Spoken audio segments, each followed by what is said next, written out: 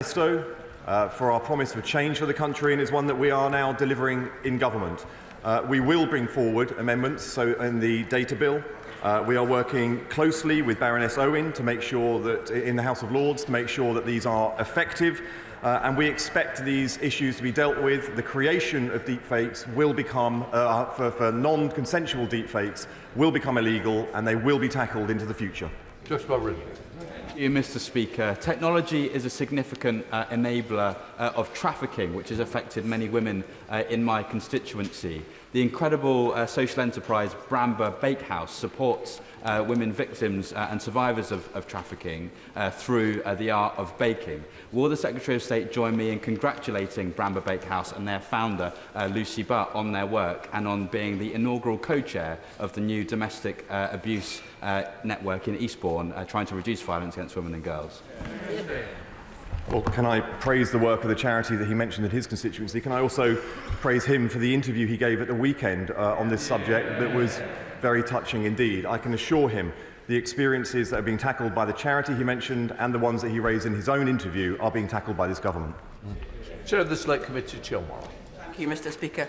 I applaud the government's commitment to halve violence against women and girls over a decade, even as the vectors for that violence evolve.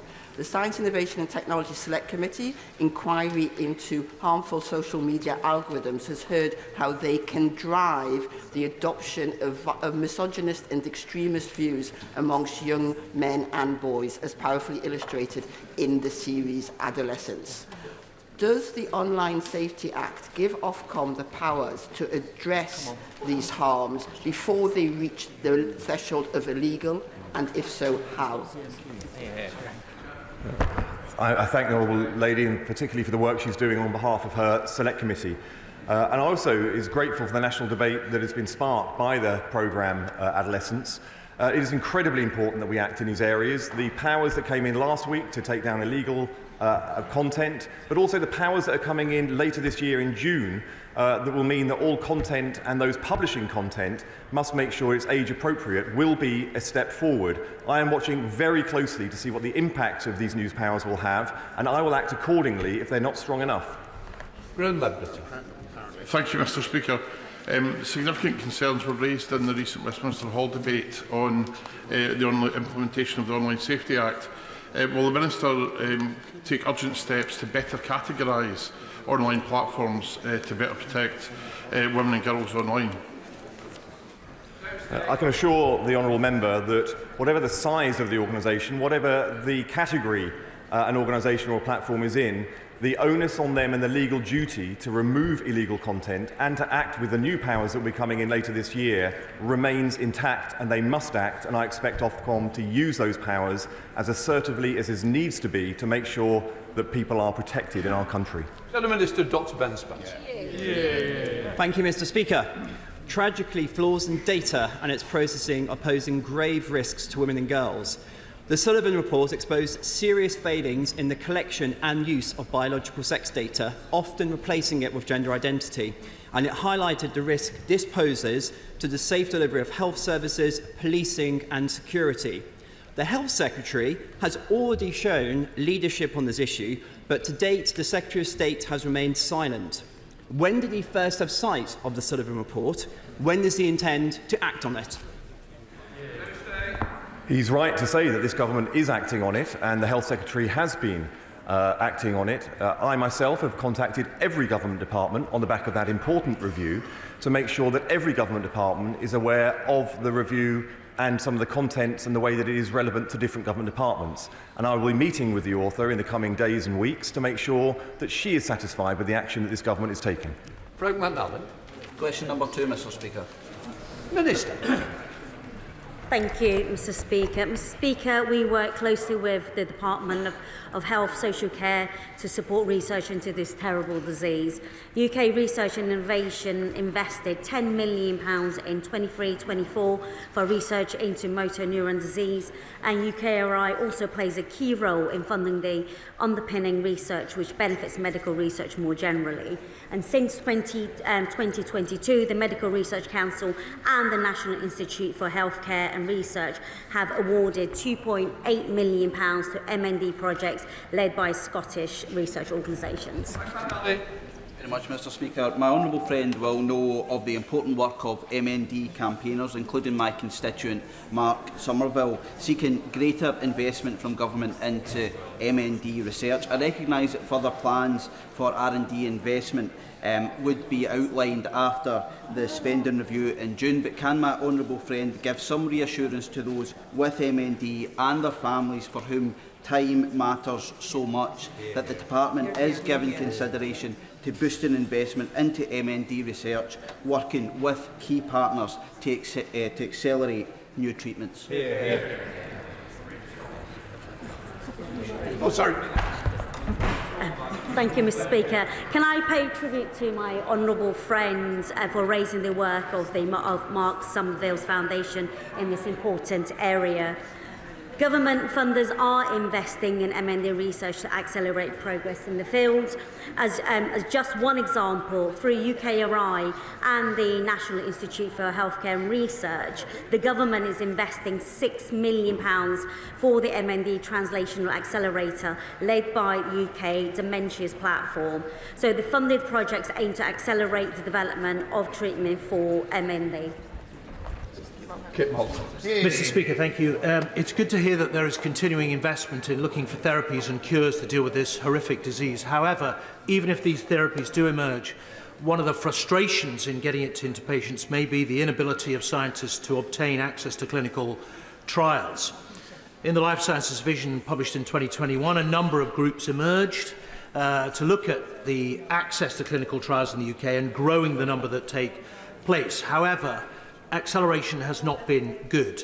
I'm chair of the All-Party Group for Life Sciences, Mr. Speaker, and one of the things I hear most in the industry is there needs to be more focused effort on clinical trials. So would the Minister consider establishing a clinical trials task force in her department to drive this important work forward? Do you get as long to answer?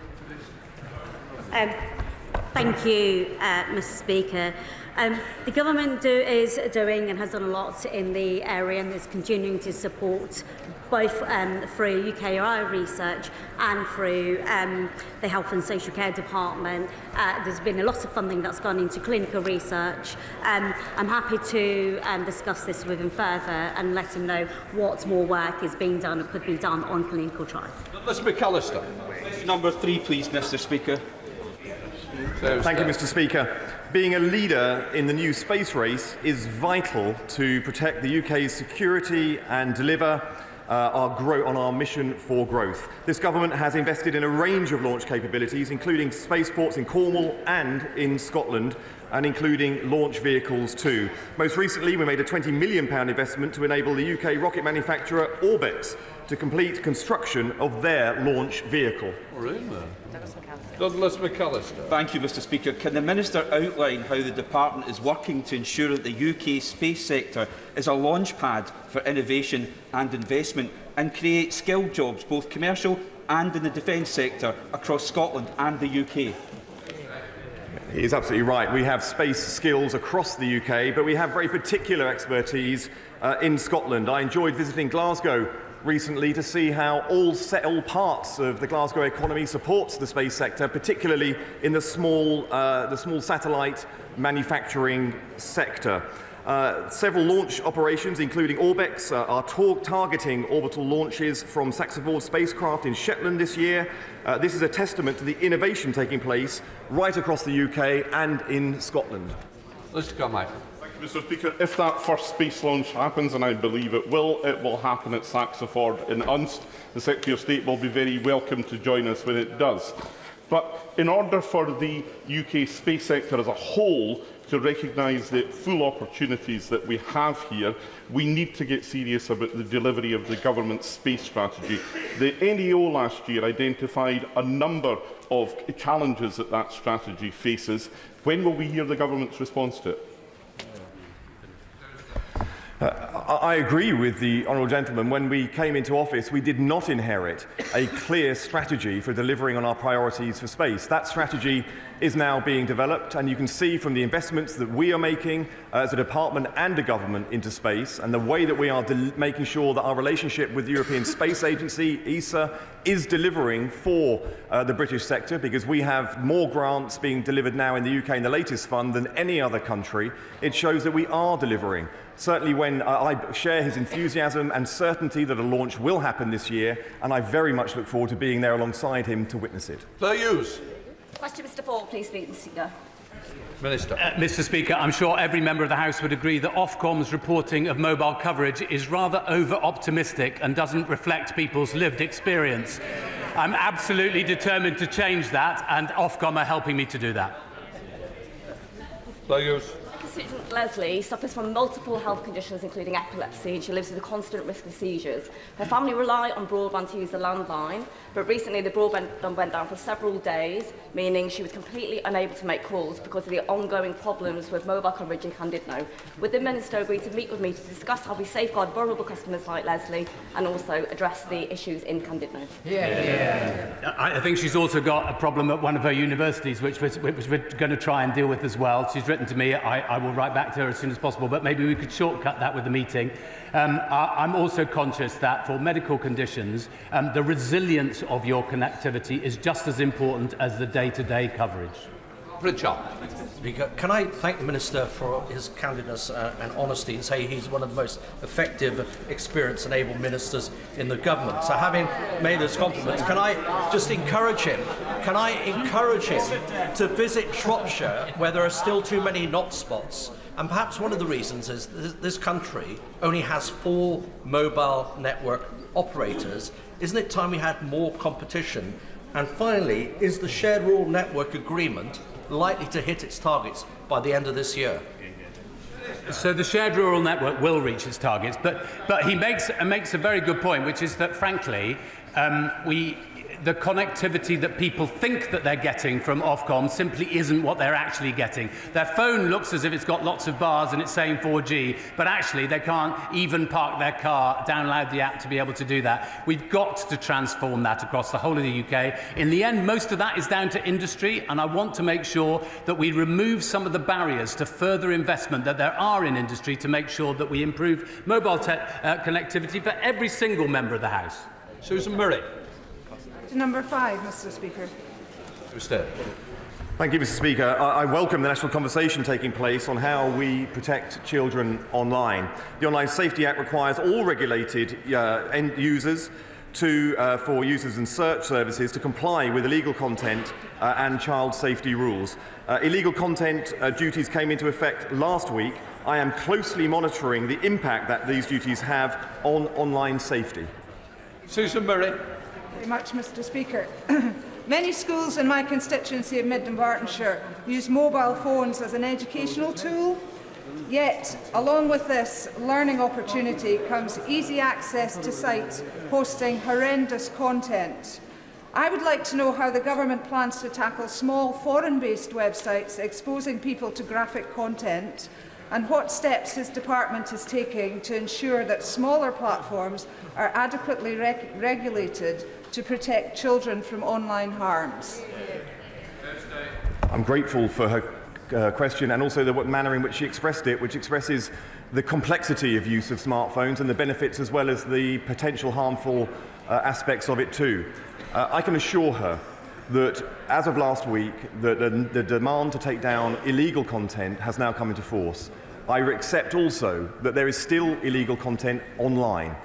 I am watching closely at the way that Ofcom responds to the challenges that they have, and I think in the coming days and weeks you will see the action that will show how assertive that they intend to be, and I expect them to be in doing so. They also have a task force which is looking at the small but risky sites of which she mentions. I will be looking very closely and supporting Ofcom in their requirement to act in those circumstances. Polly Billington. Thank you, Mr. Speaker. The domestic abuse charity Oasis in my constituency has alerted me to the appalling situation that young women are being coerced to set up their own OnlyFans account to generate income. Can the Secretary of State outline what steps he is taking to ensure this sector can root out coercion and exploitation? She is a champion for these issues, and Oasis, the charity, a great charity, is lucky to have her voicing their work and the needs to make these radical changes to keep people safe online here in the House of Commons. I can assure her that the situation she has described breaches several aspects of law in this country, including the need to take down illegal content. I'll be watching closely, as she will, and working with her to make sure that these new powers and the powers that are coming online are effective, and how we adapt to these challenges into the future. Victoria College, Liberal Democrat spokesperson. Thank you, Mr. Speaker. On my Safer Screens tour discussing online safety for children, students themselves are calling for action, whether they're talking about brain rot, the subtle but dangerous impact on their mental health, their self-esteem, their world outlook and their time. So does the Secretary of State agree with the Liberal Democrats that given this public health crisis and the massive profits that social media giants like Musk are making, that we should be looking to seek revenues from a digital service tax rather than cutting benefits to disabled families, disabled people and struggling families? I can assure her, and as you would have heard from my previous answers, that we are determined to keep young people safe online. The online activity and the services that are offered to people in this country and around the world are adapting and evolving fast because of the speed of innovation. We need a regulatory and a legislative landscape that can keep up with that innovation, and we need a government that will make sure it is on the side of young people, vulnerable people of any age going forward, and I can assure her in this government and this Secretary of State they have it. Michelle Welsh. Question number 6, Mr. Speaker. If we're to be a successful digital nation, we have to take the whole of the nation with us. That's why we were proud recently to publish our first Digital Inclusion Action Plan, the first for 10 years in this country, because precisely that, we want to take everybody with us. Welsh. Thank you. Too often, communities, including ex-mining communities such as Ollerton, Edwinstowe, rural communities such as Farnsfield, and even in Hucknall West, people struggle to get a phone signal and access to the internet. Constituents feel that they are left behind and miss out on the new and upcoming technologies that we know improve access to online jobs, education and business opportunities. Does the Minister agree with me that we need to ensure that communities such as these are at the heart of the government's digital inclusion ambitions so that no one is left behind, especially those in deprived communities? She's absolutely right, and her constituency exemplifies one of the issues that we face, which is that you might have relatively affluent areas, but with much poorer areas cheek by jowl. And that's why in our Digital Inclusion Action Plan we've tried to make sure that we address all the different forms of digital exclusion that there are, whether that's by virtue of age, ethnicity, educational background or physical geography. Sarah Dyke.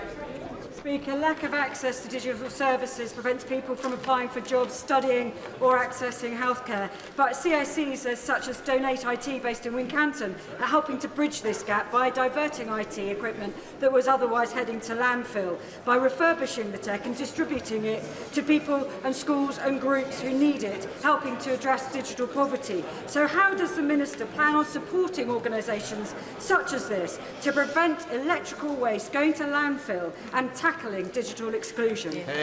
I'm really pleased that that's happening in her constituency, and we were pleased as a government not only to be able to say that many government departments will now be making sure that we do precisely the same thing, but also that many major employers in this country are going to do the same as well. It's crazy to chuck old kit into landfill when, frankly, it could be used much better to provide people with digital opportunities for the future.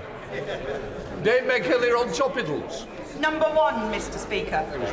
Thank you, Mr. Speaker. I'd like to start by thanking Professor Sullivan for her independent review into sex and gender data. This is an important area, and we have shared the report with departments as part of our ongoing policy work. Last week, landmark online safety measures came into force, and from now on, platforms will have to act to take down illegal content. And I have just got back from the United States where, from NVIDIA's conference stage to investor meetings, my message was clear. The UK is hungry for the new era of growth that AI and emerging technology promises.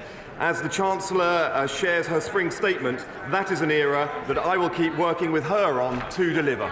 Dave McHillier. Mr. Speaker, the Secretary of State has today referenced space and AI as key drivers of growth. Closer to home in my constituency and across the country, our creative industries are huge drivers of growth, but there is a battle with AI. If their content is taken and they don't get recompense, that will damage the economy too. Is he talking to them and to the DCMS to make sure that our creative content creators are protected? I can assure her that I am speaking to both sectors. I am determined that both sectors will get fit for the future as we face the opportunities but also the challenges. We are lucky as a country to have the second largest creative arts sector in the world and the third largest AI market in the world. This is a benefit, this is an opportunity for our country, and any challenges it poses will be navigated by this government so that both sectors are fit to exploit the opportunities that both have and for the commercial gain into the future. Secretary of State Alan Mack. Thank you, Mr. Speaker. Luke Shipley has grown his tech startup from 2 employees to over 100 in just 5 years. This year, Luke wanted to double his workforce in Britain, but Labour's jobs tax is forcing him to look abroad. Whilst our competitors benefit, our communities at home are missing out. So why has the Secretary of State failed to protect them from Labour's jobs tax? I can assure the business that he is referring to that they will have an economic environment that is not only having the foundations of our economy fixed, but it is facing the future. And the very fact that so many people from globally and organisations around the world are now building out in the UK shows that we have the best regulatory, the best legislative and the best economic environment to invest in Britain and thrive as a tech sector into the future. Thank goodness it's this government doing it and not the decline offered by his government of the past. Mr. Speaker, Luke says Labour's jobs tax is a huge blow to Britain's tech sector, and he is absolutely right. Jobs are being destroyed, investment is down, and our wealth creators are leaving the country. Why is the Secretary of State not clearing up the Chancellor's mess? I'm not sure if the honourable gentleman has been reading the news. We've had over £30 billion worth of tech investment in this country from around the world. He should be celebrating this, not talking us down. It was really inspiring to meet with Saffron Electrical and Power and tour their site in Pitstone in my constituency earlier this month. They're celebrating a world first. They've obtained certification from the EU's Aviation Safety Agency for the first electric motor to power new air mobility. Will the Secretary of State join me in congratulating Saffron, and, given the crucial need to decarbonise aviation, will he assure me of our commitment to innovation in this sector? I was so happy to learn about the work that Saffron is doing. They are leading the world when it comes to electric motors for the aviation sector. The first, in fact, to receive certification from the EU Aviation Safety Agency for powering the generation of air mobility into the future. So yes, this is a government that is supporting that kind of innovation and making sure that it is leading the world for innovation, job creation, wealth creation for our country, and solving the big challenges the world faces into the future. Thank you very much, Mr. Speaker. I recently spoke at a United Nations event hosted by the French, which looked at how pornography and extreme content is contributing to misogynistic and toxic behaviour towards women. So can you please tell us what this government is proposing to do to implement the recent recommendations of the report commissioned by the previous government? I'm grateful for her question. She raises a very important point. I've met with Baroness Burton, the author of the report, and I'm seeking ways to make sure that the issues that she raised in it are acted upon.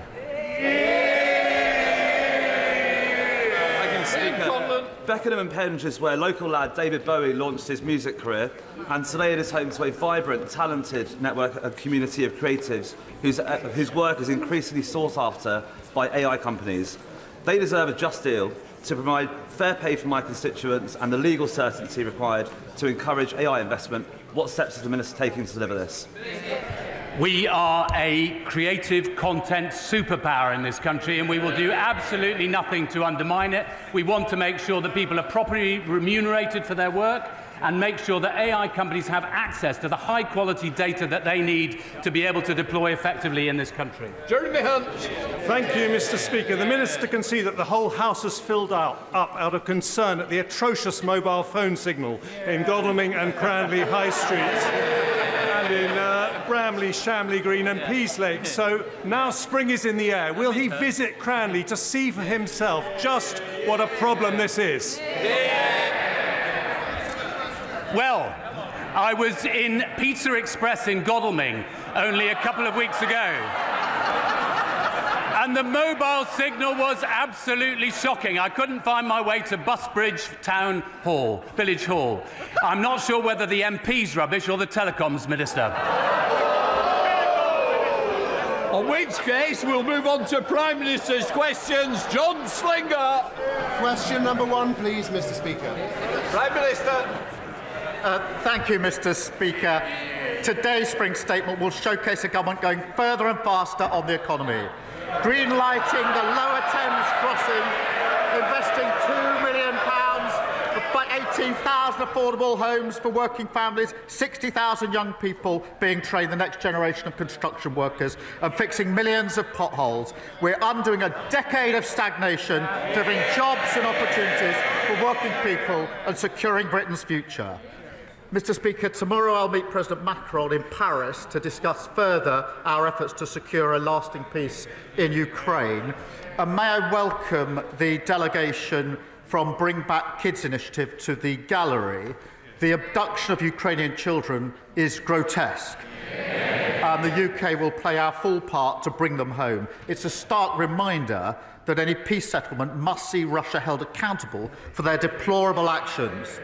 Mr. Speaker, this morning I have meetings with ministerial colleagues and others. In addition to my duties in this House, I shall have further such meetings later today. John Slinger. Thank you, Mr. Speaker. Under this Labour government, NHS waiting lists are down 5 months in a row. Yeah. And the Hospital of St Cross in my constituency of Rugby is playing its part. But many of my constituents remain concerned about the long waits in A&E that they're experiencing, that we inherited from the Conservatives, especially those who have to travel to the General Hospital in Coventry. So will the Prime Minister set out how our plan for change to bring the NHS back into the heart of government will help us to support the front line, deliver better emergency care closer to the community that our constituents have long called for? Mr. Speaker, our plan for change already cut NHS waiting lists by almost 200,000. That's 5 months in a row during the winter months. The local trust waiting lists in his area are down 93%, and he's doing a great job for his community. We've already delivered 2 million extra appointments that we promised because of the record investment in the budget. The party opposite can't have it both ways. If they welcome NHS investment, they can't criticise raising the money to pay for it. Leader of the Opposition, Kemi Beardall. Mr. Speaker, in 30 minutes, we will hear the Chancellor's emergency budget. Even the Home Secretary's husband calls it an emergency budget. As she scrambles to fix the mess she made last October. But first, let's turn to another government minister who is making a mess of her brief, the Education Secretary. Why did Labour MPs vote against banning phones in schools last week? Prime Minister. Because it's completely unnecessary. I've got teenage children. Almost every school bans phones in school. They do it already. We need to concentrate on what's really important here, which is getting to the content that children shouldn't be accessing. That's where I would genuinely like to work across the House, because I think there's a huge amount of work to do. But the battle is not with schools that are already banning phones in school. The battle, and this is an important emerging battle, is to work together to ensure that we can ensure that the content that children are accessing, wherever they are, is suitable for their age. Mr. Speaker, we can look at the content, but if the ban is unnecessary, then why is it that they've started a review? Just last week, his Education Secretary called a ban a bit gimmick, yet teachers and head teachers say the evidence already shows that schools that ban phones get better results. And he's wrong. Not all schools do this. Only 1 in 10 schools are smartphone-free. So will he U-turn on this? We need to ensure that all schools do this, but the vast majority do. It is really important that we focus on the battle we have to have with mobile phones, which is the content that children are able to access. And we need to ensure that that is controlled wherever they are. So it's a question of having the right battle on the right issue, not wasting time on something where almost all schools are already banning mobile phones. Mr. Speaker, I'm surprised that the Prime Minister would say this. His own government evidence says that phones disrupt nearly half of GCSE classes every single day. Discipline is the #1 issue in many schools. Under the Conservatives, schools became twice as likely to be good or outstanding after going through our behaviour programme. So why did the Education Secretary abolish that programme? Prime Minister. Mr. Speaker, she talks about the record of the last government. Under their watch, a third of children started school without appropriate level development, and that is not being able to use a knife and fork. A quarter left primary school without the required standard of reading, writing and maths, and 1 in 5 was regularly absent. That's why we're pushing up standards, more information from Ofsted, transparency for parents, more interventions where schools need it. Mr. Speaker, he's not answering the question about discipline in schools because he doesn't care about discipline in schools. Everything he does is ideological, and his decisions are costing schools so much. The national insurance hike means every state school in the country has to pay more for teachers. The Education Secretary promised to compensate schools in full for the jobs tax. Why hasn't it happened? Prime Minister. Mr. Speaker, it was Labour that introduced academies. We pushed up standards. And this is not ideological. I'm a parent of 2 teenage children, both of whom go to a state school. So I'm vested in this, and it matters hugely to me. Nothing ideological about it. That is why we're driving up standards, as we always have done. Mr. Speaker, he didn't answer the question about compensating schools for the jobs tax. That is costing schools a lot of money. The CEO of the United Learning Group says the grant that they gave is 20% short. Some schools will face shortfalls of up to 35%. Can he guarantee that no teacher will lose their job as a result of his jobs tax? Mr. Speaker, it was this government at the budget that put a record amount into our schools, just as we put a record amount into our NHS and into our public services. We were utterly failed under the last government. But yet again, she wants all the benefits, the NHS, but she can't say how she's going to pay for it. That's what got us into the mess in the first place. Mr. Speaker, the whole House will have heard that he could not guarantee that teachers' jobs are safe. Not only is he taxing schools, he's also lowering standards. He talks about our record. I'll tell him what our record was. Under the Conservatives, English schools shot up the international league tables, while schools in Labour-run Wales, standards fell. Academy freedoms led to the biggest improvement of standards in a generation, but the Education Secretary is attacking them with her reforms. Can the Prime Minister point to any evidence at all, that these discredited academy reforms will improve school standards? Prime Minister.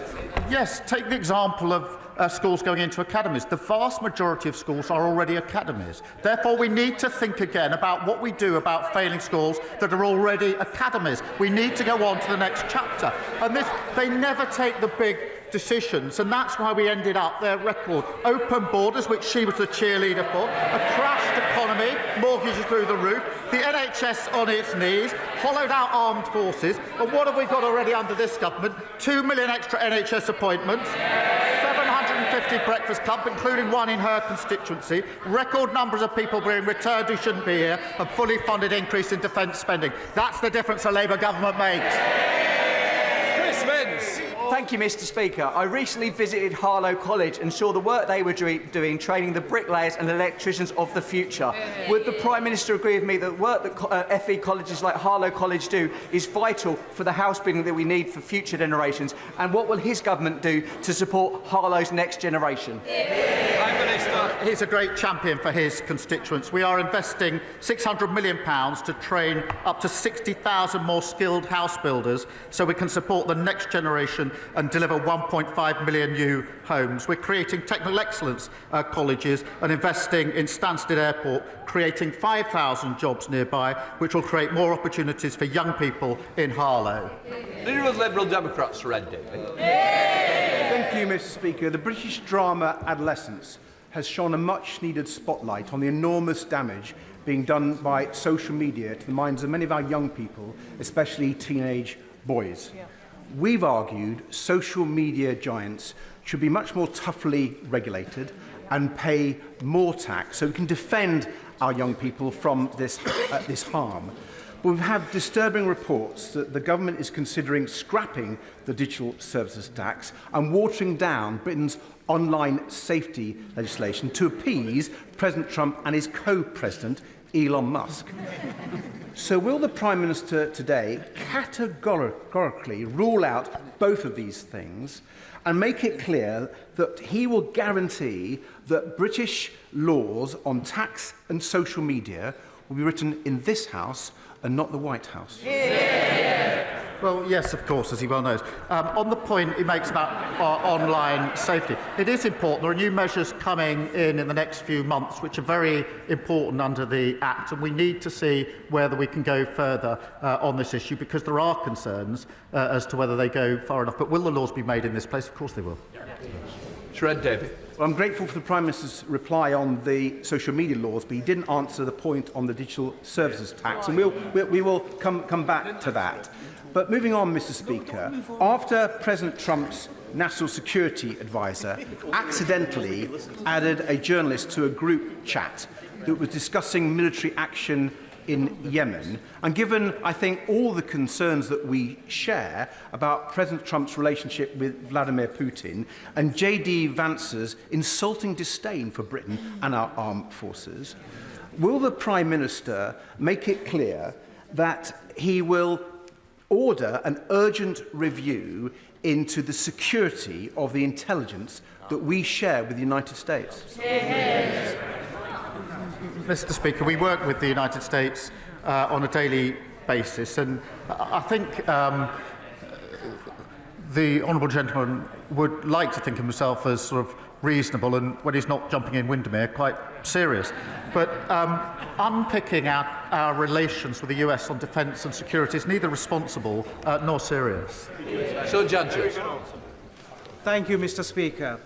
Medina from Lyminge in my constituency is registered blind, and she recently told me how she had been failed by the broken social security system left behind by the Conservatives.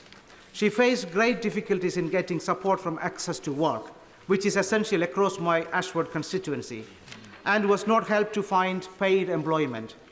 It is so important that disabled people who want to work are supported to do so. What is the Prime Minister's message to Medina and others like her who have been abandoned and shut out of employment for far too long? Every person should have the right to work, and we will always protect the most severely disabled and those with lifelong health conditions. For Medina and the 200,000 others like her who can work and want to work, we need to support them. And that's why we're investing £1 billion in personalised tailoring employment programmes and introducing the right to try work guarantee. The party opposite presided over a failed system that didn't help them and then blamed them. We will never do that. Stephen Flynn. Mr. Speaker, those who know me well know that I don't talk of this often, but for half of my adult life I was physically disabled. Indeed, when I first walked through the doors of this here chamber, I did so with a crutch in my right arm to support my body weight. I know how it feels.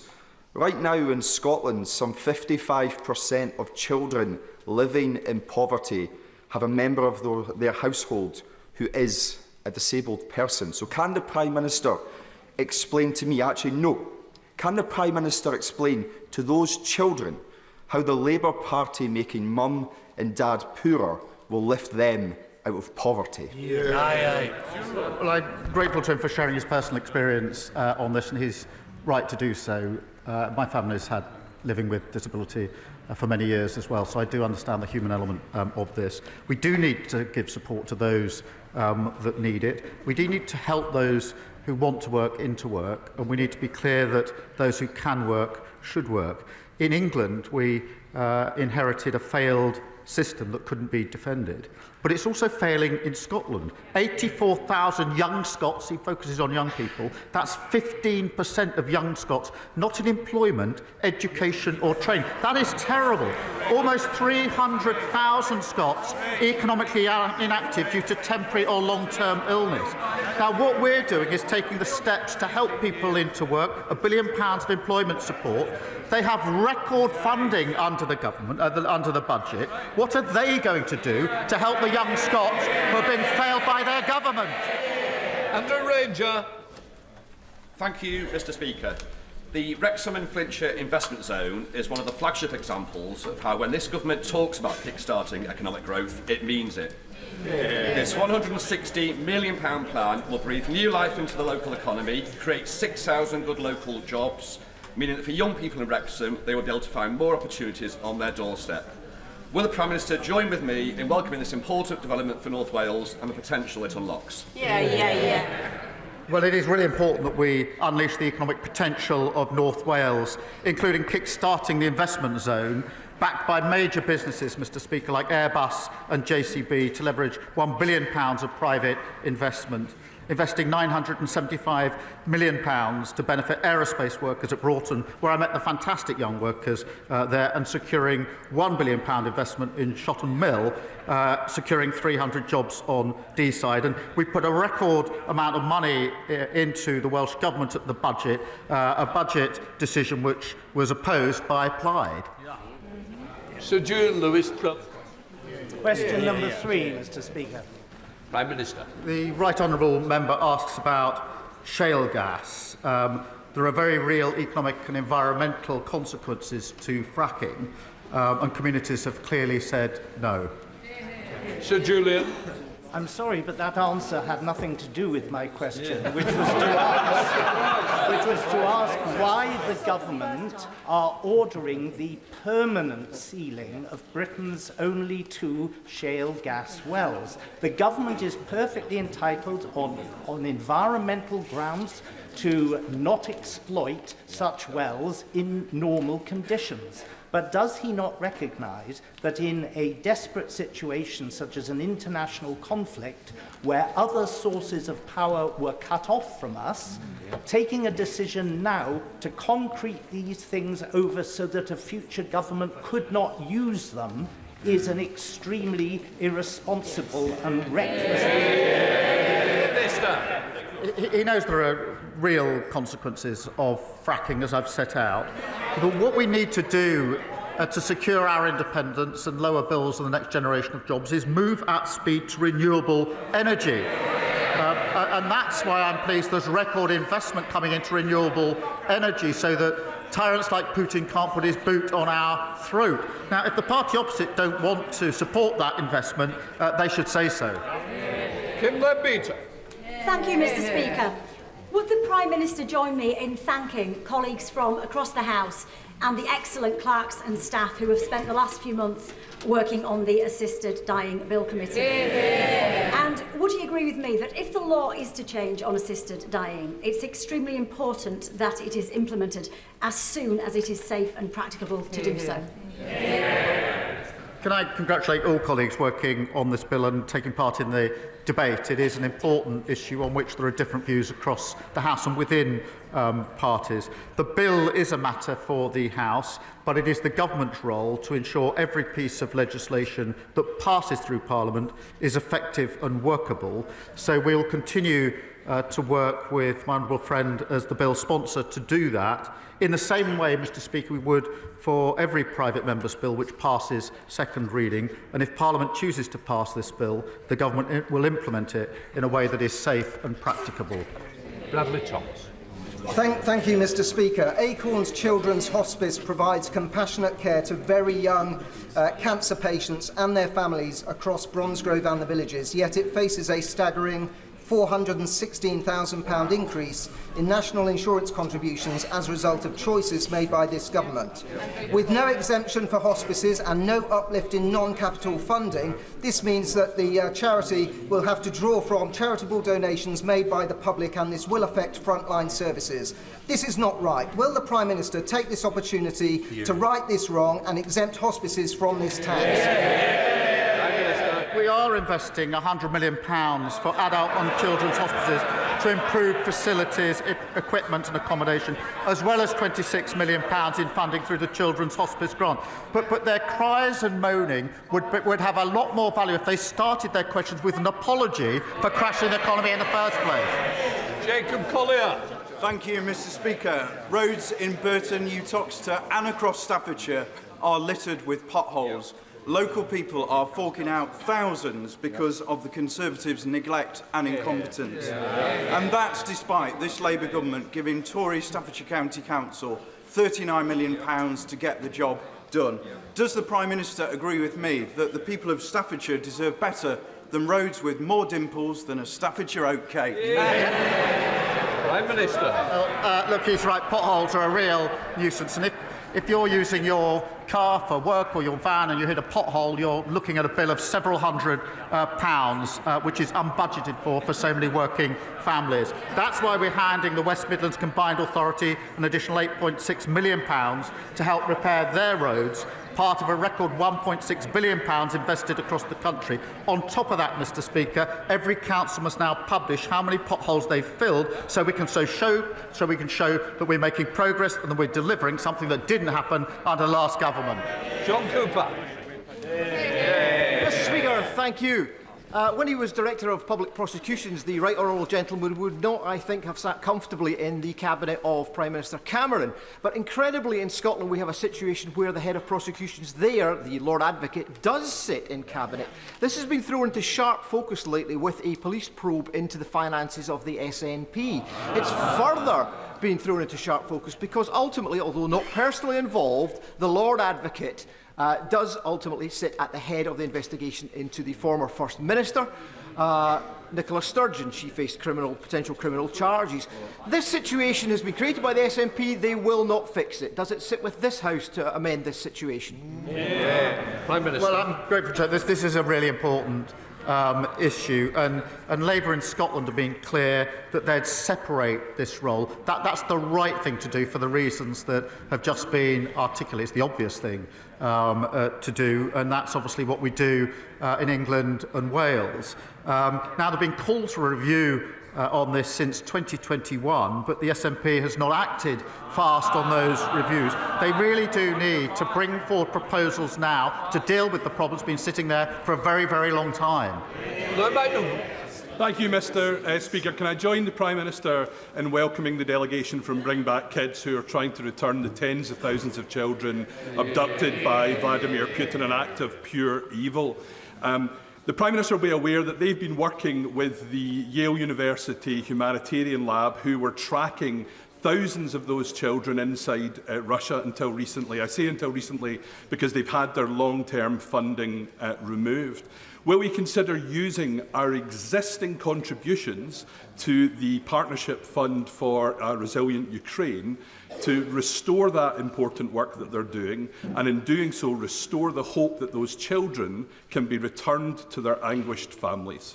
Well, I'm grateful to him for emphasising this again. Russia's abduction of Ukrainian children is sickening, and I think across the House we would all agree on that. A peace settlement in Ukraine must see Russia held to account and the children reunited with their families. And in specific reference to his question, the UK is playing our full part in international efforts, including funding the Bring Kids Back initiative through the Partnership Fund for a Resilient Ukraine. And I want to reassure the whole House will do everything we can to see these children returned and reintegrated as safely and as quickly as is possible. Thank you very much, Mr. Speaker. The 7-year-old adoptive daughter of my constituent Sarah suffered immense trauma in her early years.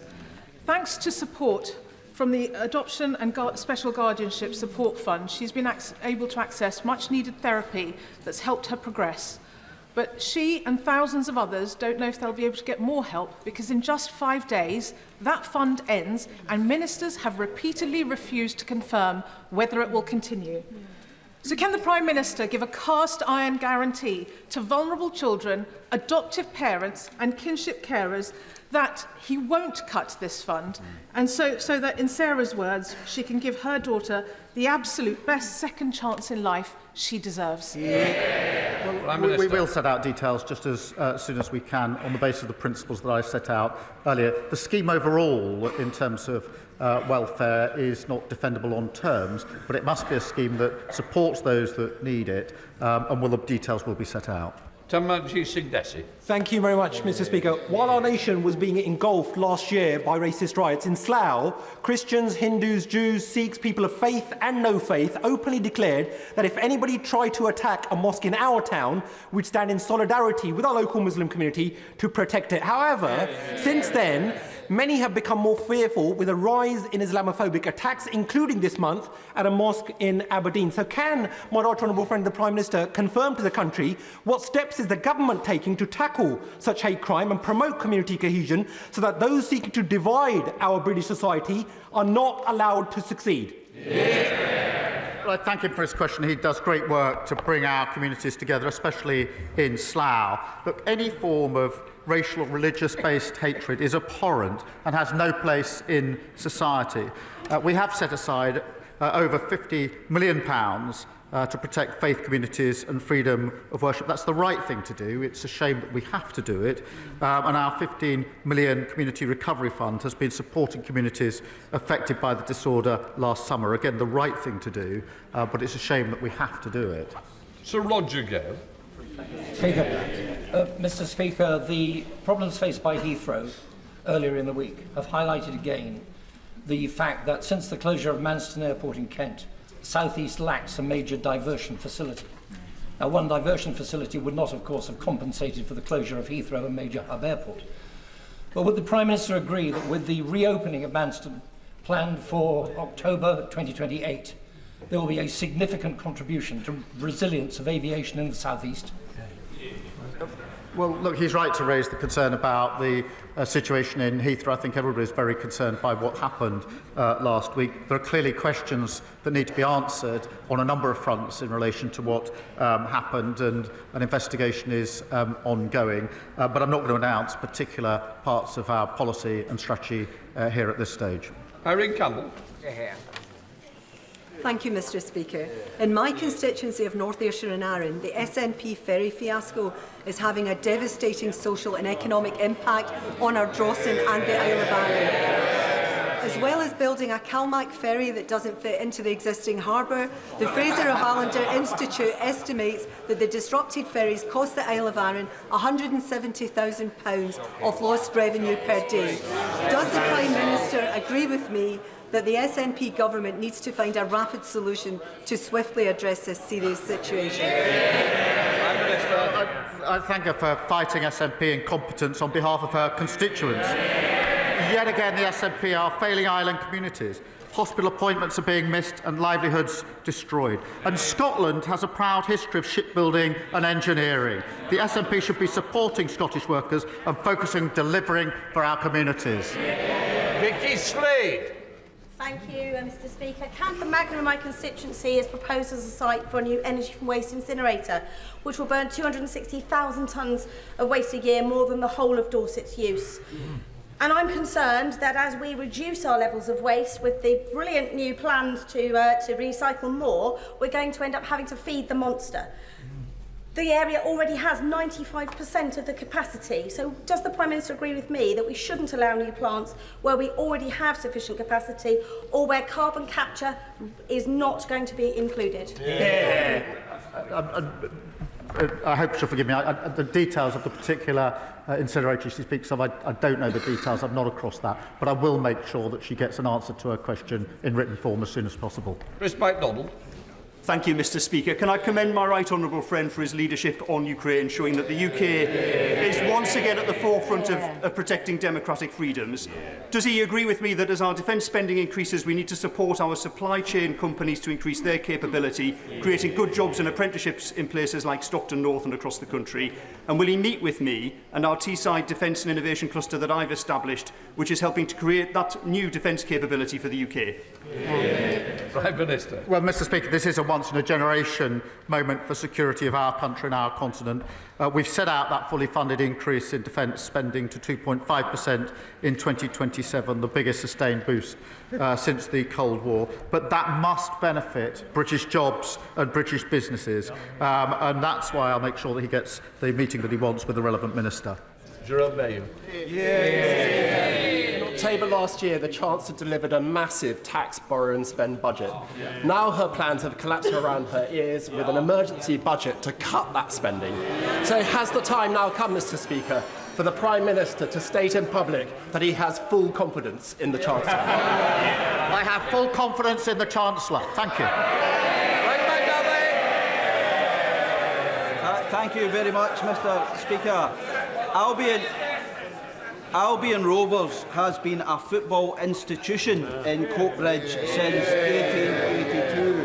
However, following relegation and the lack of financial support for teams leaving professional leagues, it now faces a deeply perilous situation, risking the very future of one of Scotland's oldest football clubs. Does my right honourable friend agree that clubs like Albion Rovers are integral to the fabric of our communities? And will he join me in encouraging all parties to be solution-focused on this matter and encourage football authorities to strengthen our clubs in the lower leagues to help protect their future? Well, he's a superb local champion, and regardless of which club any of us support, they share a love of the game, and they are at the heart of our communities, and Albion Rovers is exactly that, a huge point of local pride, and I'd encourage all efforts to secure the future of the club. Final question, Dr Kieran Mullen. Thank you, Mr. Speaker. We're joined in Parliament today by Katie Brett, whose 16-year-old sister Sasha was raped and stabbed to death. Aisha Hussain, whose cousin Jan, was killed by a sex offender and stored her body in a freezer. Paula Hudgell, whose adopted son Tony lost his lower legs as a result of child cruelty, and Becky and Glenn Ewens, whose daughter Violet Grace was killed by a hit-and-run driver who spent barely more time in prison than she was alive. Supporting them are Jeremy and Susan Everard, who received justice for the murder of their daughter, Sarah, but who know too many others do not. They've come together to say with one voice that it's time for us to start ensuring sentences truly deliver justice for victims and their families. Would the Prime Minister agree to meeting with them in future to hear their stories firsthand? Well, can I thank him for raising this issue? The courage of these campaigners after simply appalling cases is astounding, and I find it humbling. I'm pleased the Minister for Victims will be meeting the group, I think, today, and I look forward to meeting them in the future, because we must prioritise victims and make sure sentences punish offenders and protect the public. So thank him for raising this really important set of cases. That completes Prime Minister's questions. We'll let front bench change over.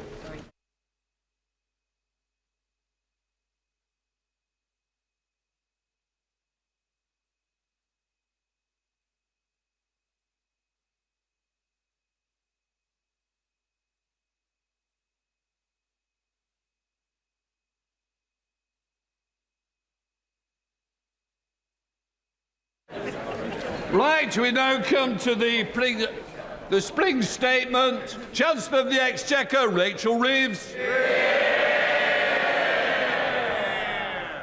Mr. Speaker, this Labour government was elected to bring change to our country, to provide security for working people and to deliver a decade of national renewal. That work began in July, and I am proud of what we have delivered in just 9 months. Restoring stability to our public finances, giving the Bank of England the foundation to cut interest rates 3 times since the general election, rebuilding our public services with record investment in our NHS, bringing waiting lists down for 5 months in a row, and increasing the national living wage to give 3 million people a pay rise from next week. Now our task is to secure Britain's future in a world that is changing before our eyes. The threat facing our continent was transformed when Putin invaded Ukraine. It has since escalated further and will continue to evolve rapidly. At the same time, the global economy has become more uncertain, bringing insecurity at home as trading patterns become more unstable and borrowing costs rise for many major economies. Mr. Speaker, the job of a responsible government is not simply to watch this change.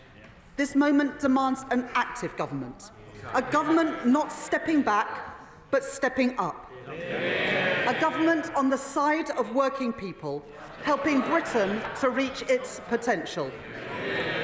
And, Mr. Speaker, we have the strength to do just that. As one of the world's largest economies, an ally to trading partners across the globe, and a hub for global innovation.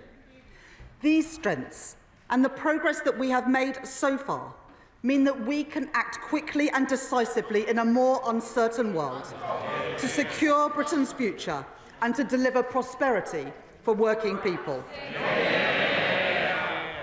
Mr. Speaker, as I set out at the budget last year, I am today returning to the House to provide an update on our public finances, supported by a new forecast from the Independent Office for Budget Responsibility. Ahead of a full spending review in June, I will then return to the House in the autumn to deliver a budget in line with our commitment to deliver just one major fiscal event a year. So let me now turn to the OBR's forecasts. And I want to thank Richard Hughes and his team for their dedicated work. The increased global uncertainty has had two consequences. First, on our public finances, and second, on our economy. I will take each in turn. In the autumn, I set out our new fiscal rules that would guide this government. These fiscal rules are non-negotiable.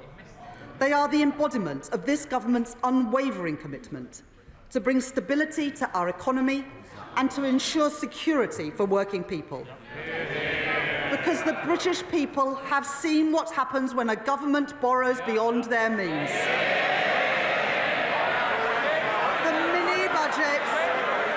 The mini-budget delivered by the party opposite resulted in higher bills, in higher rents and higher mortgages. And, Mr. Speaker, it was not the wealthy who suffered most when they crushed the economy. It was ordinary working people. And they continue to feel the effects 2.5 years later of the damage that the party opposite did. Now let me be clear. There is nothing progressive, there is nothing Labour about working people paying the price for economic irresponsibility. British people put their trust in this Labour government because they knew that I would never take risks with the public finances, that we would never do anything to put household finances in danger, and we must earn that trust every single day. The two rules that I set out at the budget were first, our stability rule, which ensures that public spending is under control, balancing the current budget by 2029-30, so that day-to-day spending is met by tax receipts. Second, our investment rule, to drive growth in the economy, ensuring that net financial debt falls by the end of the forecast period, while enabling us to invest alongside business. Turning first to the stability rule, the OBR's forecast shows that before the steps that I will take in this statement, the current budget would have been in deficit by £4.1 billion in 2029-30, having been in surplus by £9.9 billion in the autumn, as the UK, alongside our international peers like France and Germany, has seen the cost of borrowing rise during this period of heightened uncertainty in global markets. As a result of the steps that I am taking today, I can confirm that I have restored in full our headroom against the stability rule. moving from a deficit of £36.1 billion in 2025-26 and £13.4 billion in 2026-27 to a surplus of £6.0 billion in 27-28, £7.1 billion in 2028-29 and a surplus of £9.9 billion in 2029-30. That compares to the headroom left by the previous government of just £6.5 billion. That means we are continuing to meet the stability rule 2 years early, building resilience to shocks in this, a more uncertain world. The OBR forecast that the investment rule is also met 2 years early, with net financial debt of 82.9% of GDP in 25-26 and 83.5% in 26-27, before falling to 83.4% in 27-28, in 83.2% in 2028-29, and then to 82.7% in 2029-30, providing headroom of £15.1 billion in the final year of the forecast, broadly unchanged from the autumn. After the last government doubled the national debt,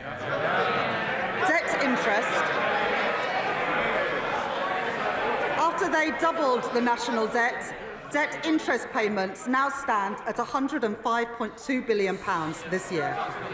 Mr. Speaker, that is more than we allocate to Defence, the Home Office and the Ministry of Justice combined. That is the legacy of the party opposite. So the responsible choice is to reduce our levels of debt and borrowing in the years ahead so that we can spend more on the priorities of working people, and that is exactly what this government will do. Mr. Speaker, I said that our fiscal rules were non-negotiable, and I meant it. I will always deliver economic stability, and I will always put working people first.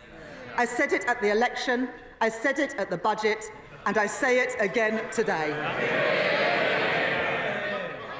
Let me now set out the steps that the government has taken. At the budget, we protected working people by keeping our promise not to raise their rates of national insurance, income tax or VAT. At the same time, we began to rebuild our public services after the party opposite left a £22 billion black hole in our public finances. Ours were the right choices for stability and the right choices for renewal, funded by the decisions that we took on tax. As I promised in the autumn, this statement does not contain any further tax increases. But when working people are paying their taxes while still struggling with the cost of living, it cannot be right that others are still evading what they rightly owe in tax.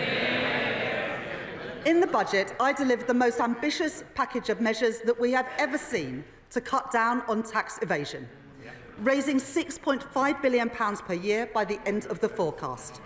Today, I go further, continuing our investment in cutting-edge technology, investing in the HMRC's capacity to crack down on tax avoidance, and setting out plans to increase the number of tax fraudsters charged every year by 20%. These changes raise a further £1 billion, taking the total revenue raised from reducing tax evasion under this Labour government to £7.5 billion. These figures are verified by the Office for Budget Responsibility, and I want to thank my honourable friend, the Exchequer Secretary, for his continued work in this area. Mr. Speaker, last week my right honourable friend, the Secretary of State for Work and Pensions, set out this government's plans to reform the welfare system.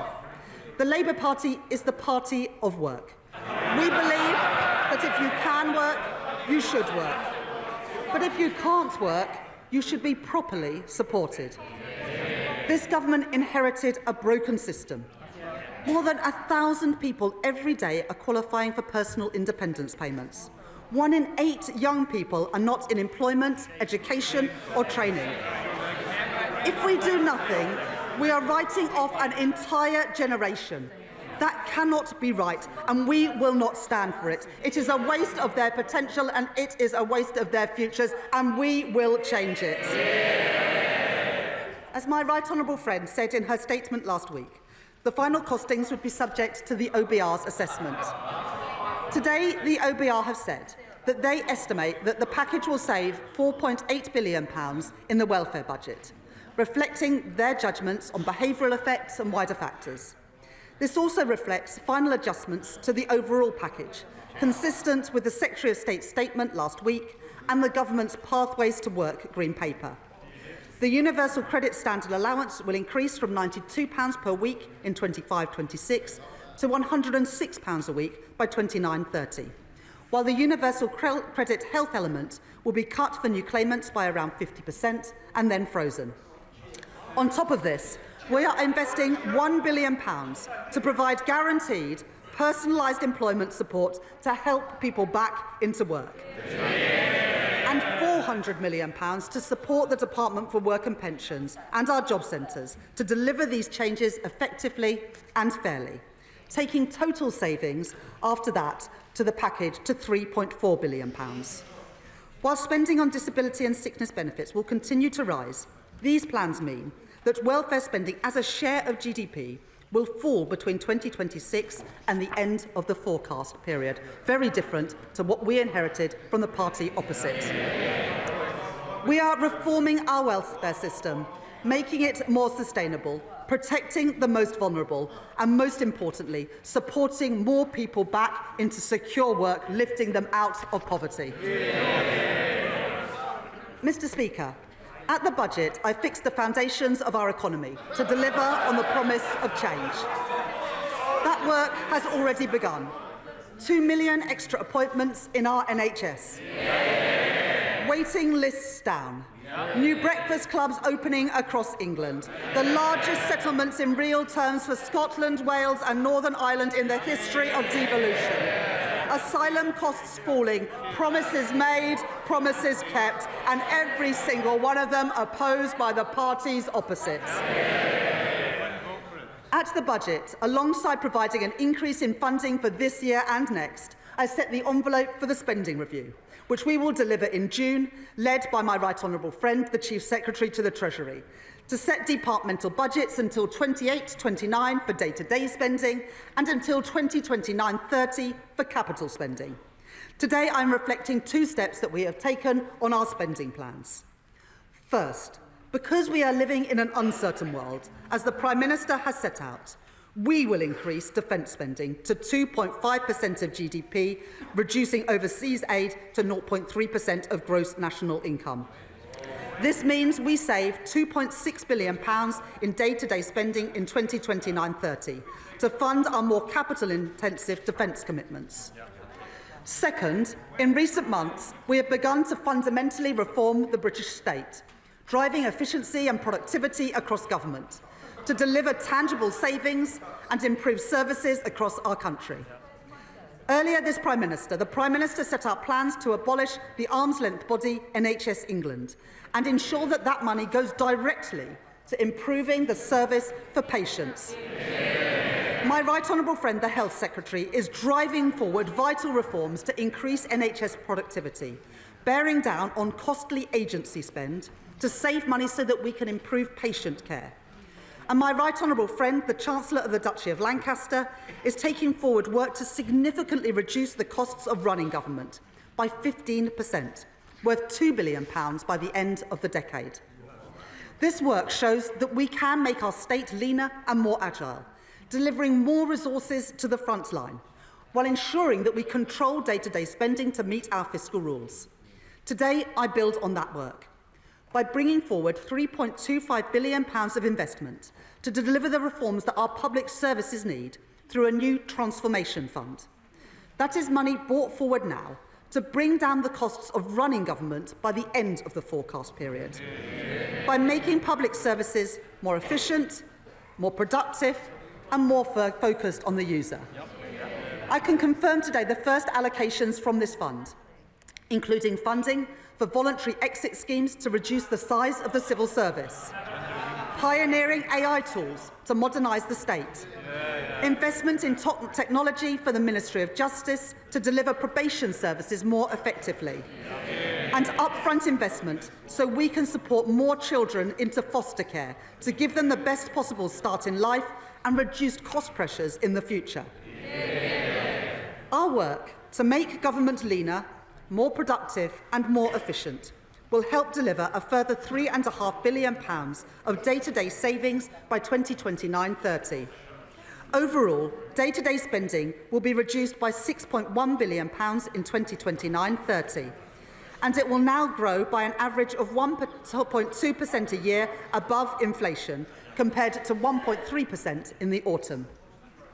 Mr. Speaker, I can confirm to the House that day-to-day spending will increase in real terms above inflation in every single year of the forecast. And in the spending review, apart from the reductions in overseas aid, day-to-day spending across government has been fully protected. I can also confirm our approach to capital investment. In the autumn budget, I announced £100 billion of additional capital spending to crowd in investment from the private sector, to fix our crumbling infrastructure, and to create jobs in every corner of our country. Today, I am not cutting capital spending, as the party opposite did time and time again, because that choked off growth and it left our school roofs literally crumbling. That was the wrong choice. It was the irresponsible choice. It was the Tory choice. Today, I am instead increasing capital spending by an average of £2 billion per year compared with the autumn, to drive growth in our economy and to deliver in full our vital commitments on defence. This government will ensure that every pound we spend will deliver for the British people by increasing productivity, driving growth in our economy and improving our frontline public services. Mr. Speaker, let me turn now to the impact of increased uncertainty on our economy. To deliver economic stability, we must work closely with the Bank of England, supporting the Independent Monetary Policy Committee to meet their 2% inflation target. There have been 3 interest rate cuts since the general election, and today's data showed that inflation fell in February. Having peaked at 11% under the previous government, the OBR forecast that CPI inflation will average 3.2% this year before falling rapidly to 2.1% in 2026 and meeting the 2% target from 2027 onwards, giving families and businesses the security that they need and providing our economy with the stable platform it needs to grow. Mr. Speaker, earlier this month, the OECD downgraded this year's growth forecast for every G7 economy, including the UK. And the OBR have today revised down our growth forecast for 2025, from 2% in the autumn to 1% today. I am not satisfied with these numbers, and that is why we on this side of the House are serious about taking the action needed to grow our economy. Backing the builders, not the blockers, with a 3rd runway at Heathrow Airport and the Planning and Infrastructure Bill. Increasing investment with reforms to our pension system and a new national wealth fund, and tearing down regulatory barriers in every sector of our economy. That is a serious plan for growth. That is a serious plan to improve living standards. That is a serious plan to renew our country. Mr. Speaker, a changing world presents challenges, but it also presents new opportunities for new jobs and new contracts in our world-class defence industrial centres, from Belfast to Deeside and from Plymouth to Rosyth. In February, the Prime Minister set out our government's commitment to increase spending on defence to 2.5% of GDP from April 2027, the biggest sustained increase in defence spending since the end of the Cold War, with an ambition to spend 3% of GDP on defence in the next Parliament. That was the right decision in a more insecure world, putting an extra £6.4 billion into defence spending by 2027. But we have to move quickly in this changing world, and that starts with investment. So today I can confirm that I will provide an additional £2.2 billion for the Ministry of Defence in the next financial year, a further down payment on our plans to deliver 2.5% of GDP by 2027. This additional investment is not just about increasing our national security, but increasing our economic security too. As defence spending rises, I want the whole country to feel its benefits. So I will now set out the immediate steps that we are taking to boost Britain's defence industry and to make the UK a defence industrial superpower. We will spend a minimum of 10% of the Ministry of Defence's equipment budget on new novel technologies, including drones and AI-enabled technology, driving forward advanced manufacturing production in places like Glasgow, in Derby and in Newport, creating demand for highly skilled engineers and scientists, and delivering new business opportunities for UK tech firms and start-ups. We will establish a protected budget of £400 million within the Ministry of Defence, a budget that will rise over time for UK defence innovation, with a clear mandate to bring innovative technology to the front line at speed. And we will reform our broken defence procurement system, making it quicker, more agile and more streamlined, and giving small businesses across the UK better access to Ministry of Defence contracts, something welcomed by the Federation of Small Businesses. We will take forward our plan for Barrow, a town at the heart of our nuclear security, working with my honourable friend, the member for Barrow and Furness, and providing £200 million, supporting the creation of thousands of jobs there. We will regenerate Portsmouth Naval Base, securing its future, as called for by my honourable friend, the member for Portsmouth South. We will secure better homes for thousands of military families, the homes that they deserve, denied to them by the previous government. Homes for our military families in constituencies of my honourable friends for Plymouth Moorview, Plymouth Sutton and Devonport, York Outer and in Aldershot. That is the difference that this Labour government is making. Finally, Mr Speaker, we will provide £2 billion of increased capacity for UK export finance to provide loans for overseas buyers of UK defence goods and services, because I want to do more with our defence budget so we can buy and make and sell things here in Britain. Giving further opportunities for our world-leading defence companies and those who work in them to grow and create jobs here in Britain as military spending rightly increases all across Europe. To oversee all of this vital work, my right honourable friend, the Defence Secretary, and I will establish a new Defence Growth Board to maximise the benefits from every pound of taxpayers' money that we spend. And we will put defence at the heart of our modern industrial strategy to drive innovation that can deliver huge benefits back into the British economy. Mr Speaker, that is how we make our country a defence industrial superpower. So the skills of the future, the jobs of the future and the opportunities of the future can be found right here in the United Kingdom. Mr Speaker, as the previous government learned to their detriment, there are no shortcuts to economic growth. It will take long-term decisions. It will take hard yards. It will take time for the reforms that we are introducing to be felt in the everyday economy. It is right that the Office for Budget Responsibility consider the evidence and look carefully at measures before recognising a growth impact in their forecast. But, Mr Speaker, I can announce to the House that the OBR have considered and have scored one of the central planks of our plan for growth. In my first week as Chancellor, I announced that we were pursuing the most ambitious set of planning reforms in decades to get Britain building again. And in December, we published changes to the National Planning Policy Framework, driven forward tirelessly by my right honourable friend, the Deputy Prime Minister. Reintroducing mandatory housing targets and bringing grey belt land into scope. The OBR have today concluded that these reforms will permanently increase the level of real GDP by 0.2% in 29-30, an additional £6.8 billion for our economy. and by 0.4% of GDP within 10 years, an additional £15.1 billion in our British economy.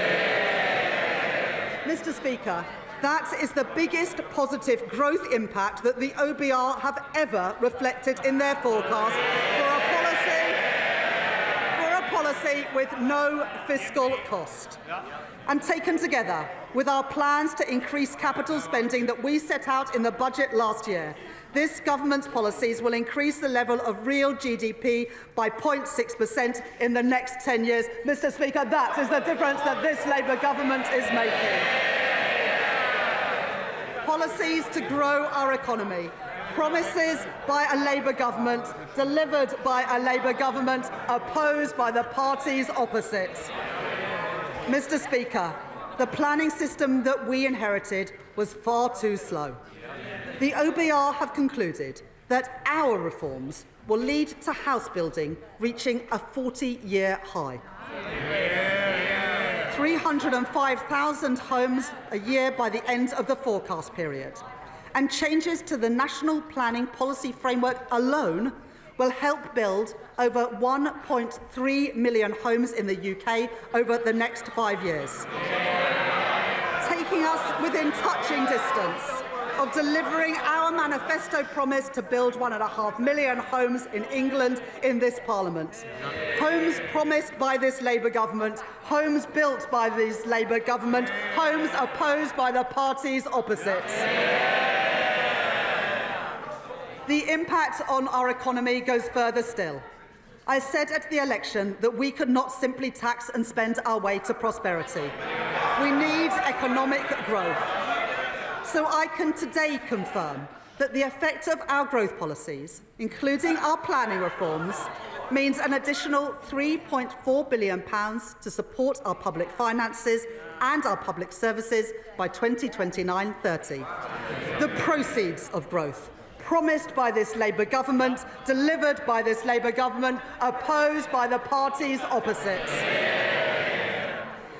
Mr. Speaker, earlier this week, we provided an additional £2 billion of investment in social and affordable homes next year, delivering up to 18,000 new homes and allowing local areas to bid for new development across our country, including sites in Thanet, in Sunderland and in Swindon. More security for families across our country, promised by this Labour government, delivered by this Labour government and opposed by the parties opposite. And to build these new homes, we need people with the right skills.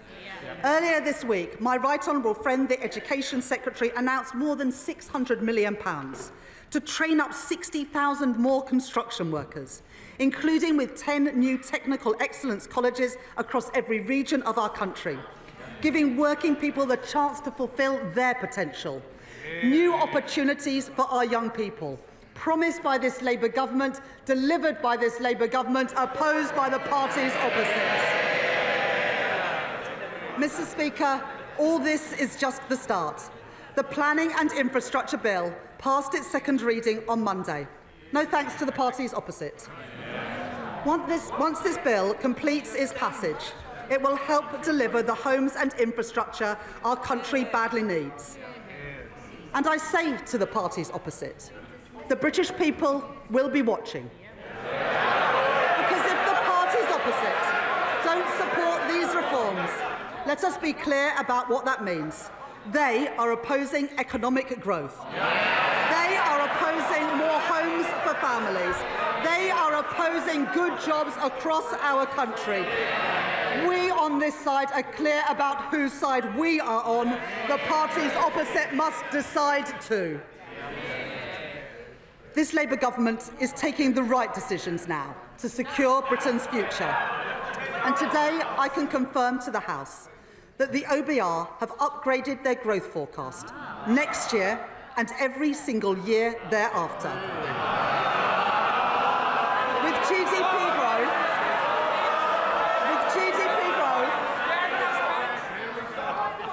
With GDP growth of 1.9% in 2026, of 1.8% in 2027, 1.7% in 2028 and 1.8% in 2029.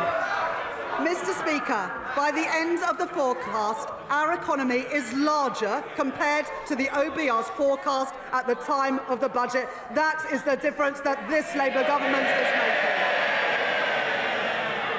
But, Mr. Speaker, this isn't just about lines on a graph. It's about improving people's lives. Working people are still feeling the pinch after a cost of living crisis caused by the party opposite that caused interest rates and inflation to go through the roof. So I am pleased that the OBR confirmed today that real household disposable income will now grow this year at almost twice the rate expected in the autumn. Compared to the forecast in the final budget delivered by the party opposite, and after taking into account inflation, the OBR say today that people will be, on average, over £500 a year better off under this Labour government.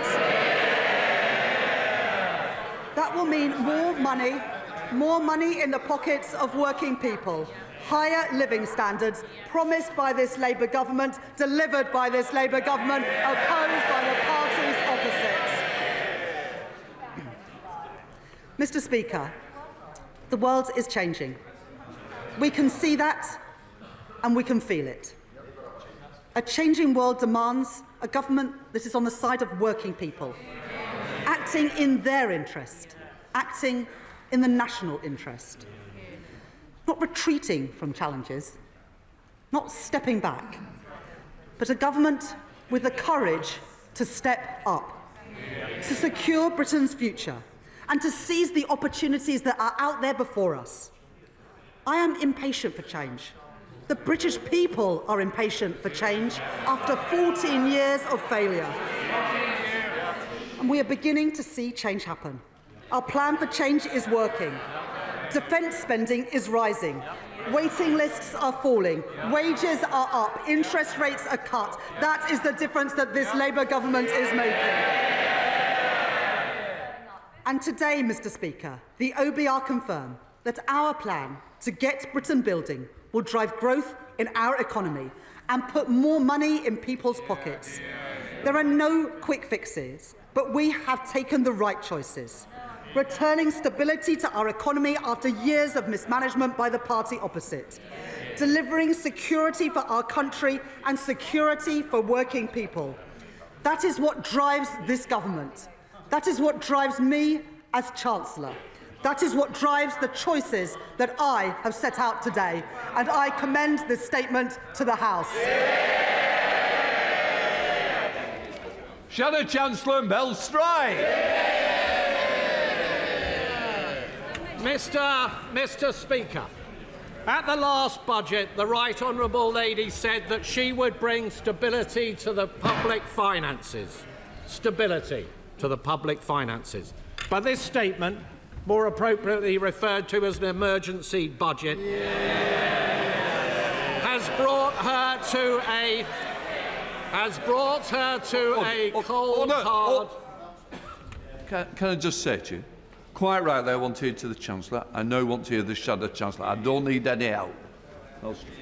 Thank you, Mr. Speaker. This emergency budget, Mr. Speaker, has brought the Right Honourable Lady to a cold, hard reckoning.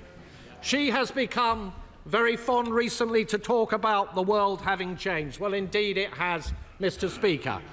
This country was growing at the fastest rate in the G7 only about a year ago. And just as the OECD and the Bank of England and other forecasters, and now we learn today, the OBR have stated, growth has been halved in this year, cut in two as a consequence of the decisions and the choices that the Right Honourable Lady made on her watch. Inflation, which was down to 2%, bang on target on the very day of the last general election under a Conservative government.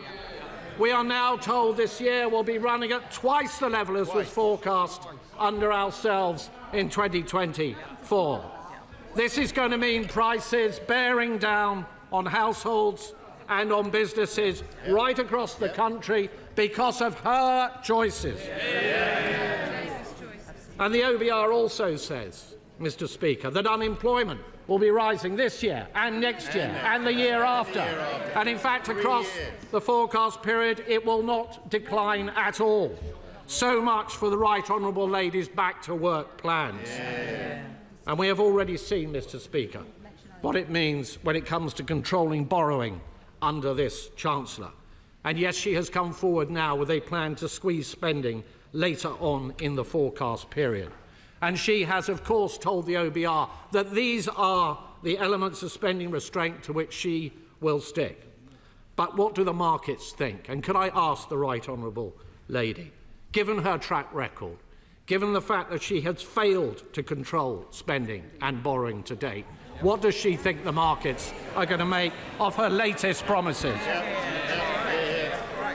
But the Right Honourable Lady, Mr. Speaker, says, of course, that none of this is her fault. It is the war in Ukraine. It is President Trump. It is tariffs. It is President Putin. It is the Conservatives. It is her legacy. It is anybody but her. Well, what the British people know, Mr. Speaker, is that this is a consequence of her choices. She is the architect of her own misfortune. It was the Right Honourable Lady, Mr. Speaker, who talked down the economy, so that business surveys and confidence crashed through the floor. It was the Right Honourable Lady who confected the £22 billion black hole. A smokescreen that was only ever there in order to cover up for the fact that she and the Prime Minister reneged on their promises to the British people during the last general election. And a black hole that the OBR themselves, ironically at the government's behest, have said they will not legitimise. She chose to be reckless with a sliver of headroom against her fiddled targets. She borrowed and spent and taxed like it was the 1970s. Little wonder, Mr. Speaker, that the Chancellor has tanked the economy. Little wonder we have an emergency budget, all because of her choices. Now, the Chancellor likes to tour the television studios and tell everybody they should be thankful that she will not be ramping up taxes in this emergency budget as she did before. But that will be cold comfort to the millions up and down the country waiting in fear and trepidation for the start of the new tax year, buckling under the burden of tax that will be rising to the highest tax burden on her watch in the history of our country. And so could I ask the Right Honourable Lady if, when she replies in a moment, she will give that much-needed reassurance, particularly to businesses, that she will not be ramping up taxes still further in the autumn. Even a basic economist, Mr. Speaker, knows that if you tax something, you get less of it. You don't need to have worked at the Bank of England for 10 years, Mr. Speaker, to know that. So what did the Chancellor tax? She taxed jobs and wealth creation.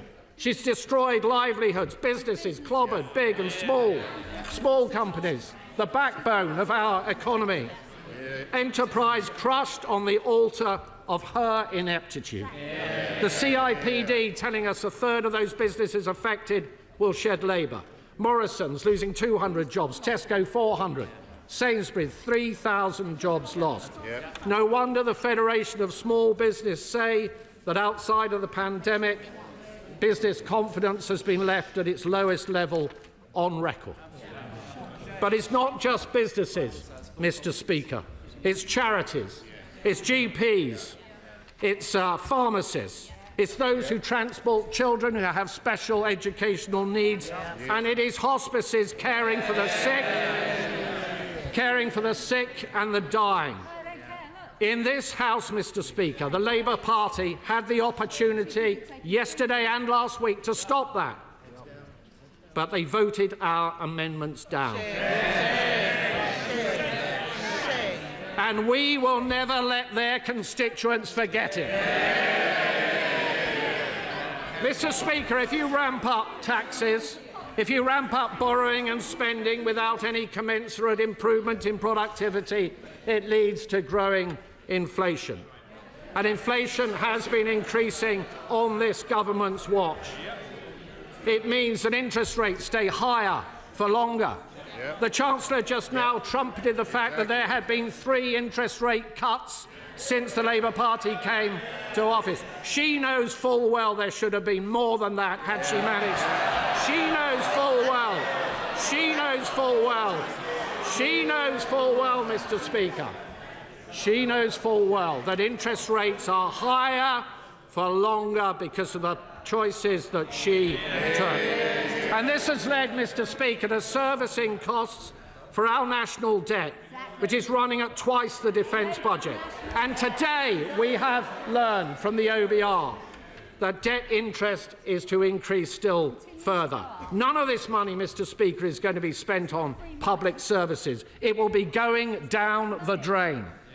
Mr. Speaker, the real black hole, Mr. Speaker, the real black hole is not the one the Chancellor invented, it is the one the Chancellor created. It's not a central problem, Mr. Speaker, the fact that this Chancellor is a gambler. Even with her fiddled fiscal targets, she left way too little headroom. Way too little headroom. And is not the truth that whilst the Right Honourable Lady said at the last budget that that was a once-in-a-Parliament reset, she rolled the dice on a wafer-thin margin, and she lost. Reckless with her fingers crossed, she fiddled the targets and she missed them.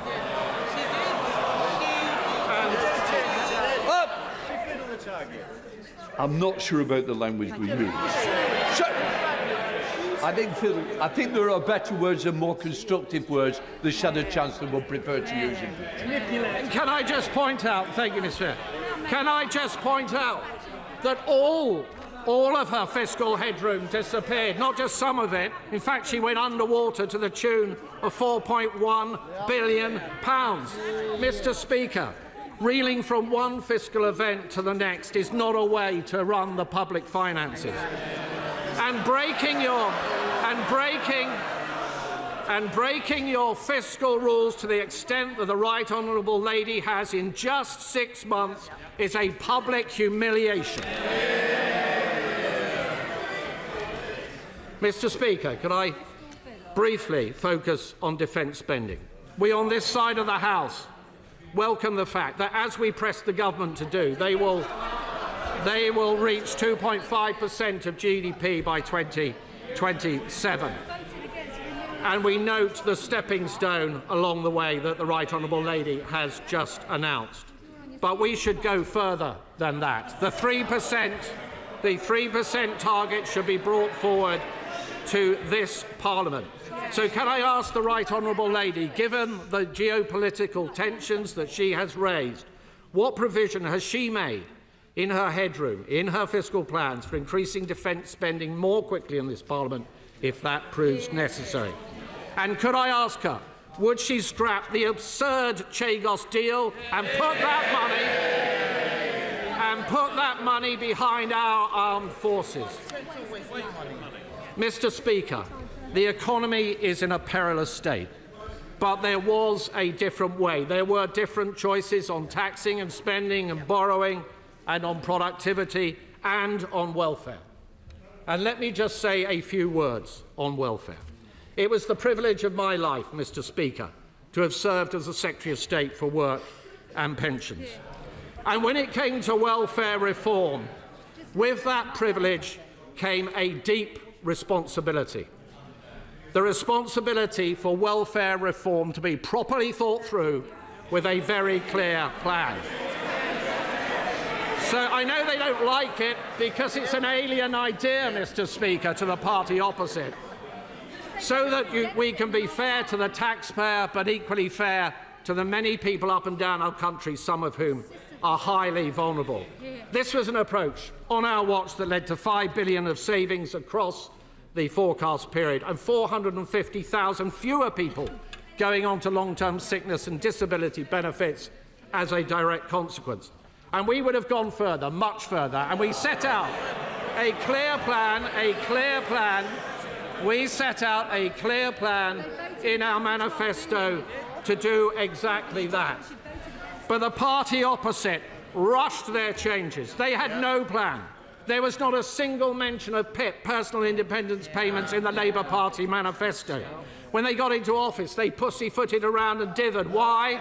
Because it's deeply divisive within their rank and file.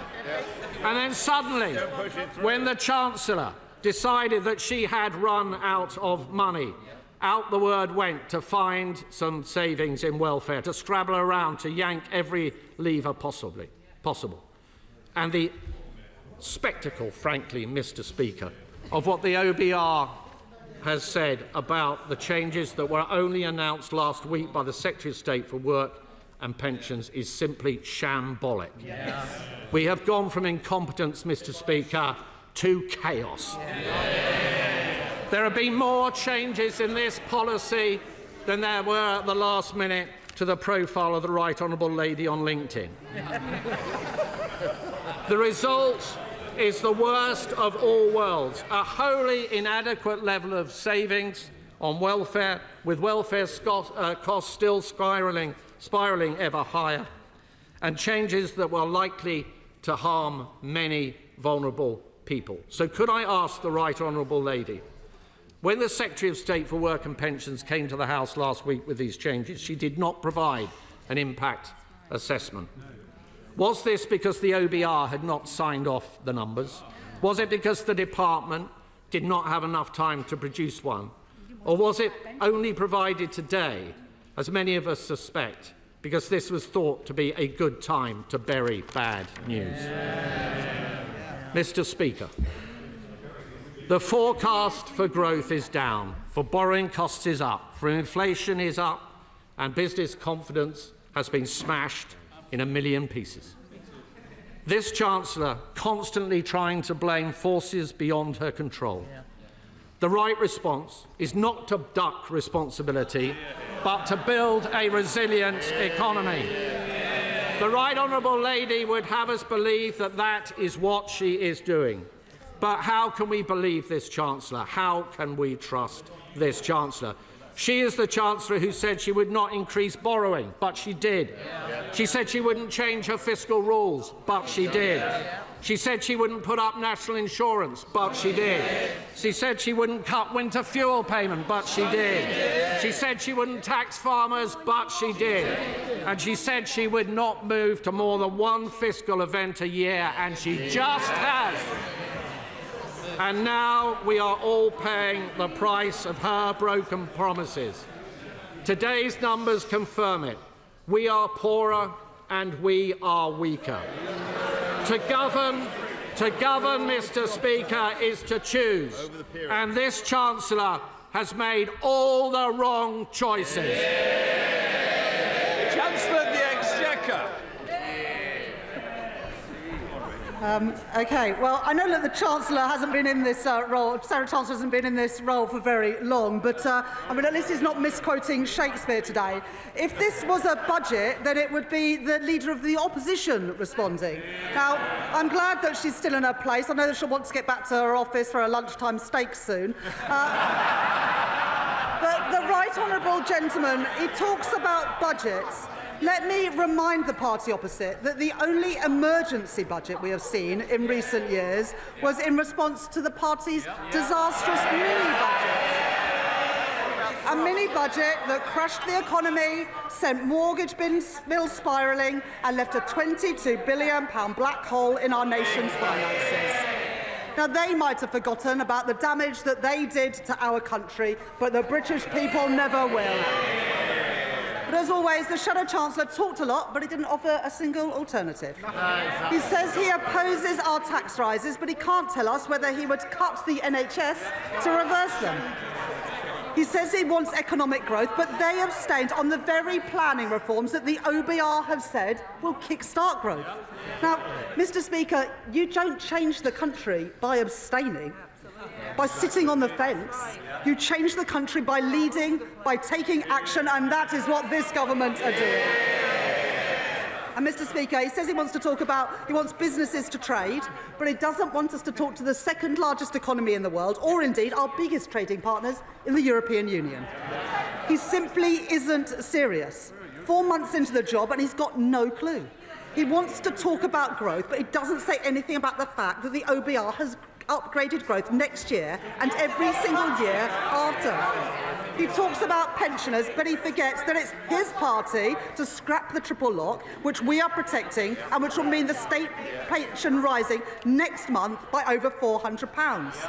And Mr. Speaker, he talks about wages, but he forgets the fact that we are boosting wages by boosting the national living wage from next month.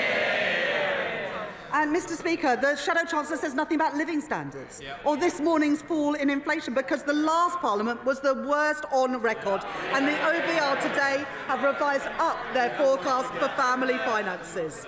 Mr. Speaker, working people are always better off with Labour. Now, he is learning something, because at least this time he's asked a couple of questions, so let me respond to them. He asked what should the markets make. Well, what the market should see is that when I've been tested with a deterioration in the headroom, we have restored that headroom in full. That is the choices that I made. And he says that it's a slither of a headroom. Well, it's 50% more headroom than I inherited from the party opposite. When I was left with a slither of headroom, I rebuilt it after last government eroded it. That is the difference that we've made. And whilst they left the public finances and the public services a mess, we wiped the slate clean, which means we have the flexibility now to increase defence spending, as we have done in as the leader of the Labour Party has done. The party opposite had 14 years to increase defence spending, and now they lately come to the party. And the Shadow Chancellor mentions welfare reform and his time at the Department for Work and Pensions. What a legacy. 1 in 8 young people not in education, employment or training.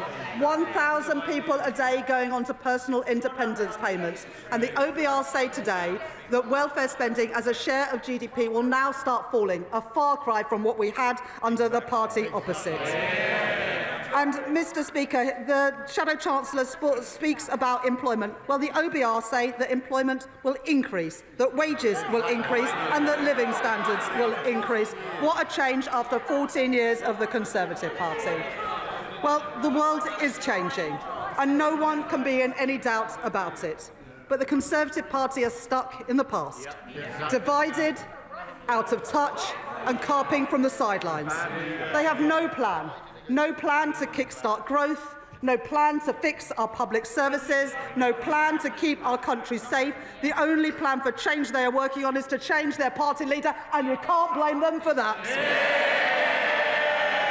So if they have no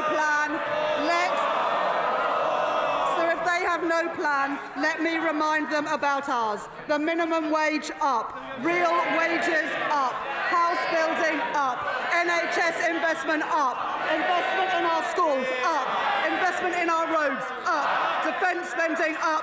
Every single one of those policies opposed by the party opposite. Opposed by the Conservatives, opposed by Reform, opposed by the SNP, opposed by the Liberal Democrats and opposed by the Greens. Mr. Speaker, it's the anti-growth coalition in action. They are the blockers, we are the builders, securing Britain's future, protecting working people and delivering change. Chair of the Finance Committee, Dame Meg Hillier. Thank you, Mr. Speaker. Mr. Speaker, my right honourable friend inherited a very difficult challenge when she became Chancellor of the Exchequer last July. And she is absolutely right that the books need to balance. This is not other people's money we're spending, but taxpayers' money hard earned by our constituents, and she is right to be tough as Chancellor on this.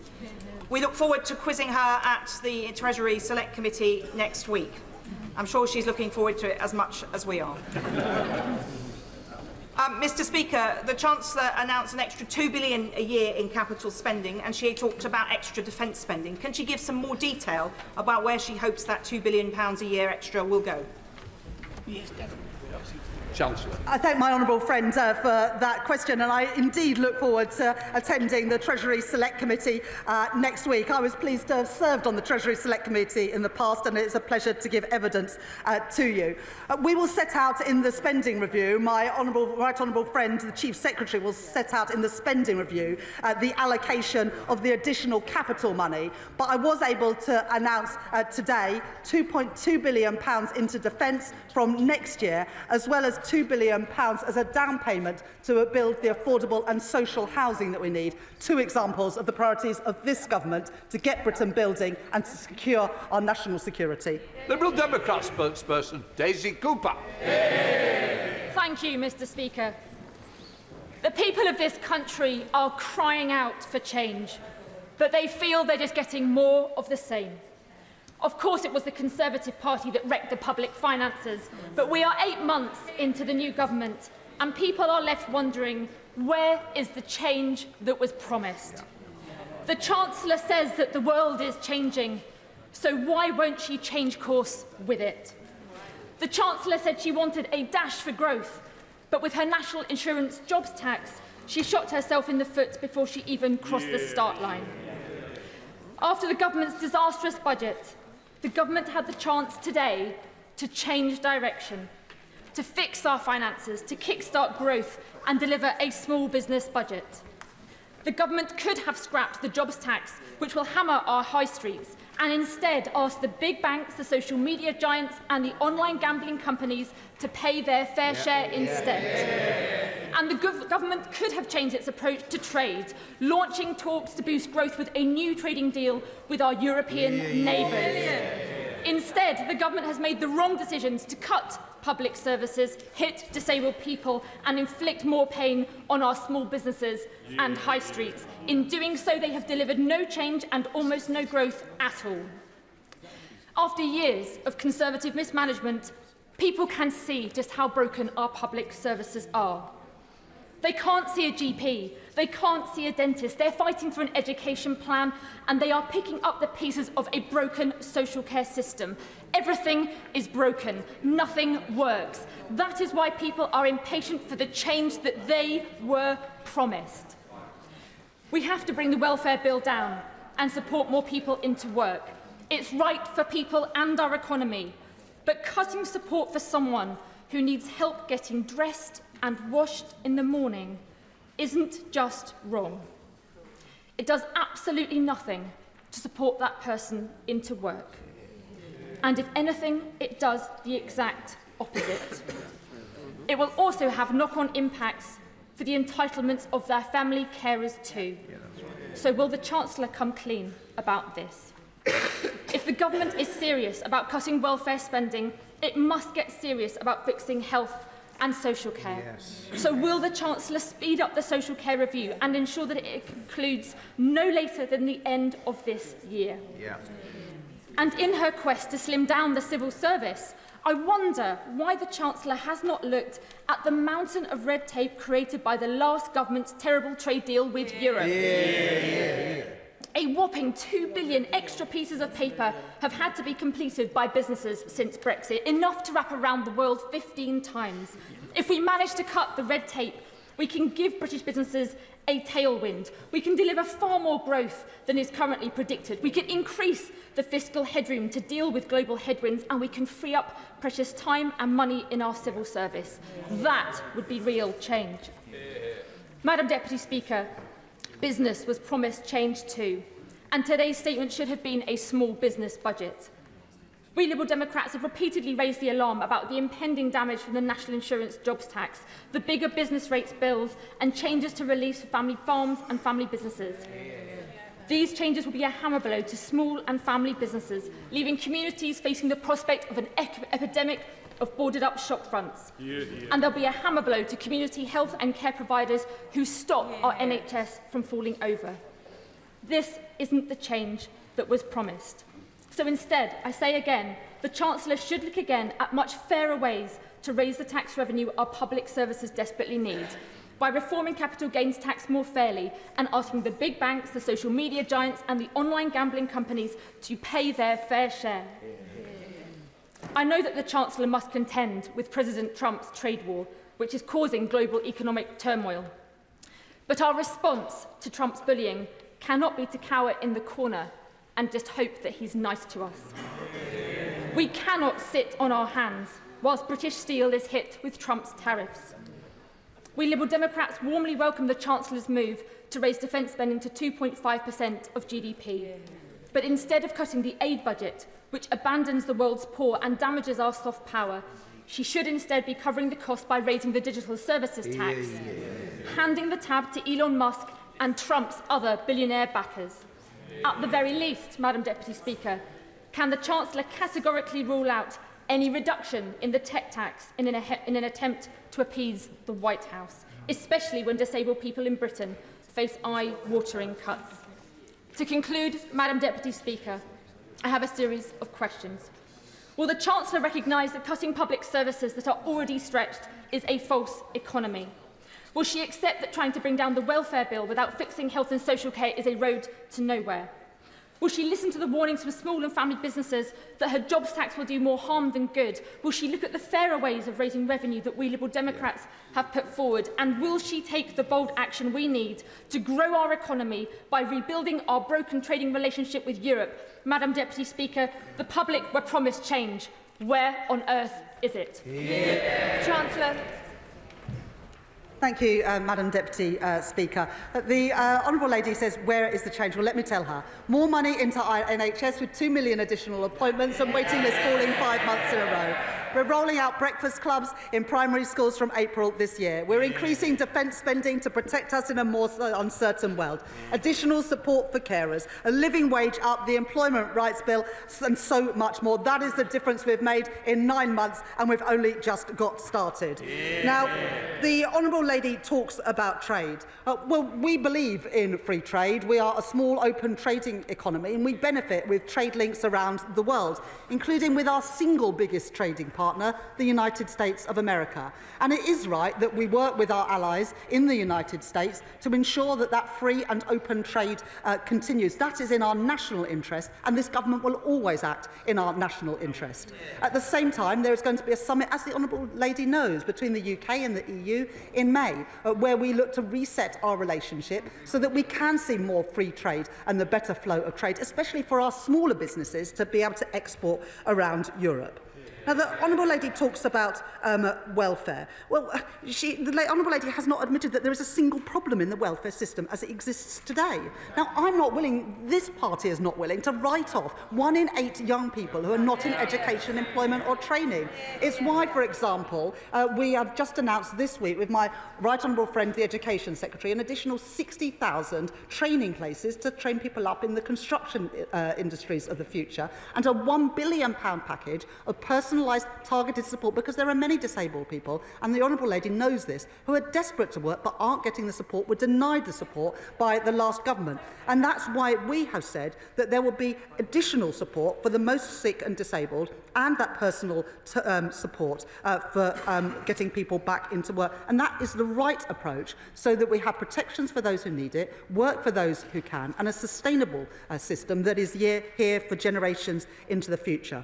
But I do want to take on the main point that the Honourable Lady makes, because the Honourable Lady wants all the money for public services, but she doesn't want to raise the taxes to pay for them.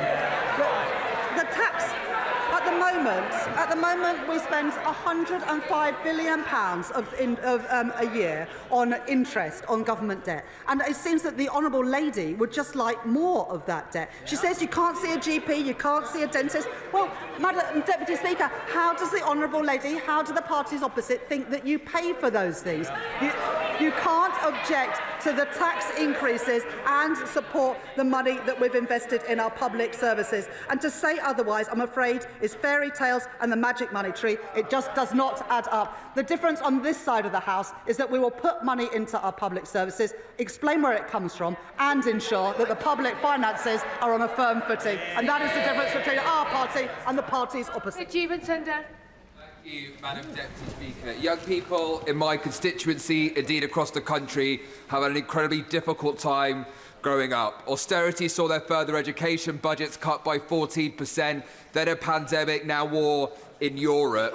So can the Chancellor please set out how her plans to get Britain building again will help my constituents, my young constituents, get the good non-graduate jobs they need in Loughborough, Shepshed and the villages?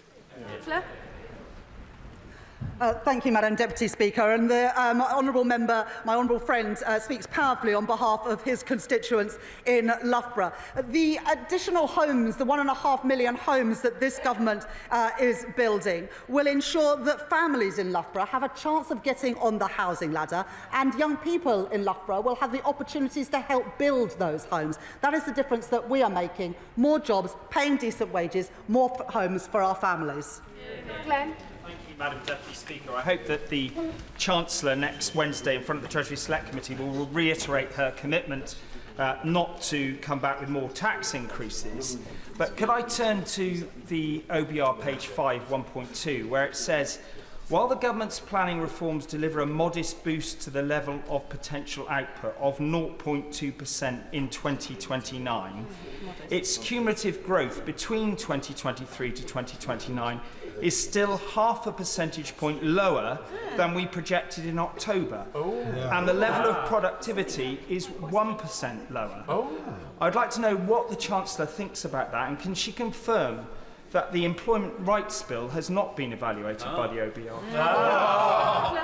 Well, the key point that the right honourable gentleman says there is that from 2023 to the end of the forecast, cumulative growth is lower. But of course, this government didn't come into power in 2023. We came into power in July 2024. And what the OBR numbers show, that the economy is bigger because of the changes that we've made. It's just a difference of the dates. I look forward to coming to the Select Committee next week, and I'm sure I'll take more questions from the honourable gentleman then. Yuan Yang. Thank you, Madam Deputy Speaker. The Chancellor has rightly championed economic stability in stark contrast to the previous government, indeed in stark contrast to the previous 5 Chancellors. Yet, as she has said, the world is becoming more unstable, and that global instability feeds through to rapid changes in official projections, which can constrain our room for action. Can the Chancellor reaffirm to us that despite these challenges, she will keep her focus on fiscal stability to meet the long-term missions of this government, to defend our country, to improve living standards, and to protect the most vulnerable in our society? Chancellor. Thank you. My honourable friend is absolutely right that her constituents, all of our constituents, depend on economic stability. It ensures they know how much they're going to pay on their rent and their mortgages. It ensures that they're not caught out when they go to the shops by prices constantly rising. And that's why, as a government, we've said to grow our economy, the number one thing that we need to achieve is economic stability. And that's why I'm so pleased that the Bank of England have been able to cut interest rates 3 times since the general election, and also that the OBR forecast that inflation will fall rapidly to 2.1% next year and then 2% in the years after that. Dr. Caroline Johnson. Madam Deputy Speaker, schools face imminently a huge rise in costs due to the rise in national insurance contributions, and they had been reassured by the government that head teachers have been reassured that the schools will be recompensed with money to cover the national insurance costs. Yet Sir Robert Patterson School in my constituency, a great school, finds itself £33,000 short. Will the Chancellor commit to ensuring that Sir Robert Patterson, and indeed all the schools in my constituency, are given enough money to cover her jobs tax? Well, public services, including schools, have been compensated for the increase in national insurance. And I'm happy for the honourable lady to get in touch with me or the Education Secretary to set out the case of that school. But the only reason we've been able to put record investment into our schools is because the stability of return to our economy, including the tax increases that we had to bring forward last year to provide that extra money for our public services, including schools, in the honourable lady's constituency. Debbie Abrahams. Thank you, Madam Deputy Speaker. And I recognise the difficulties that my right honourable friend is facing in terms of fiscal challenges and so on that she inherited. And I also support the reforms that my right honourable friend, the Work and Pension Secretary, has set out. But all the evidence is pointing to the fact that the cuts to health and disability benefits will lead to increased poverty, including severe poverty, and worsened health conditions as well. So how will making people sicker and poorer help in terms of driving our economy up and then people into jobs. Chancellor. Well, as my honourable friend knows, in the Green Paper we're consulting on a premium payment for the most severely sick and disabled, because as a government we believe that those people who need support should get it. But like the honourable lady, I recognise that there are many people who are sick and disabled. There are many young people who could be working but were written off by the previous government, and that's why we're putting record investment in helping get those people back to work with guaranteed, personalised and targeted support. And you are half as likely to be in poverty if you are working, if you move from welfare into work, and we're determined to lift people out of poverty by ensuring that there are good jobs, paying decent wages, with the security that's guaranteed through the Employment Rights Bill. Bobby Dean. The OBR have said that the package of welfare cuts, the information they received was late, with insufficient detail, and the estimates are highly uncertain.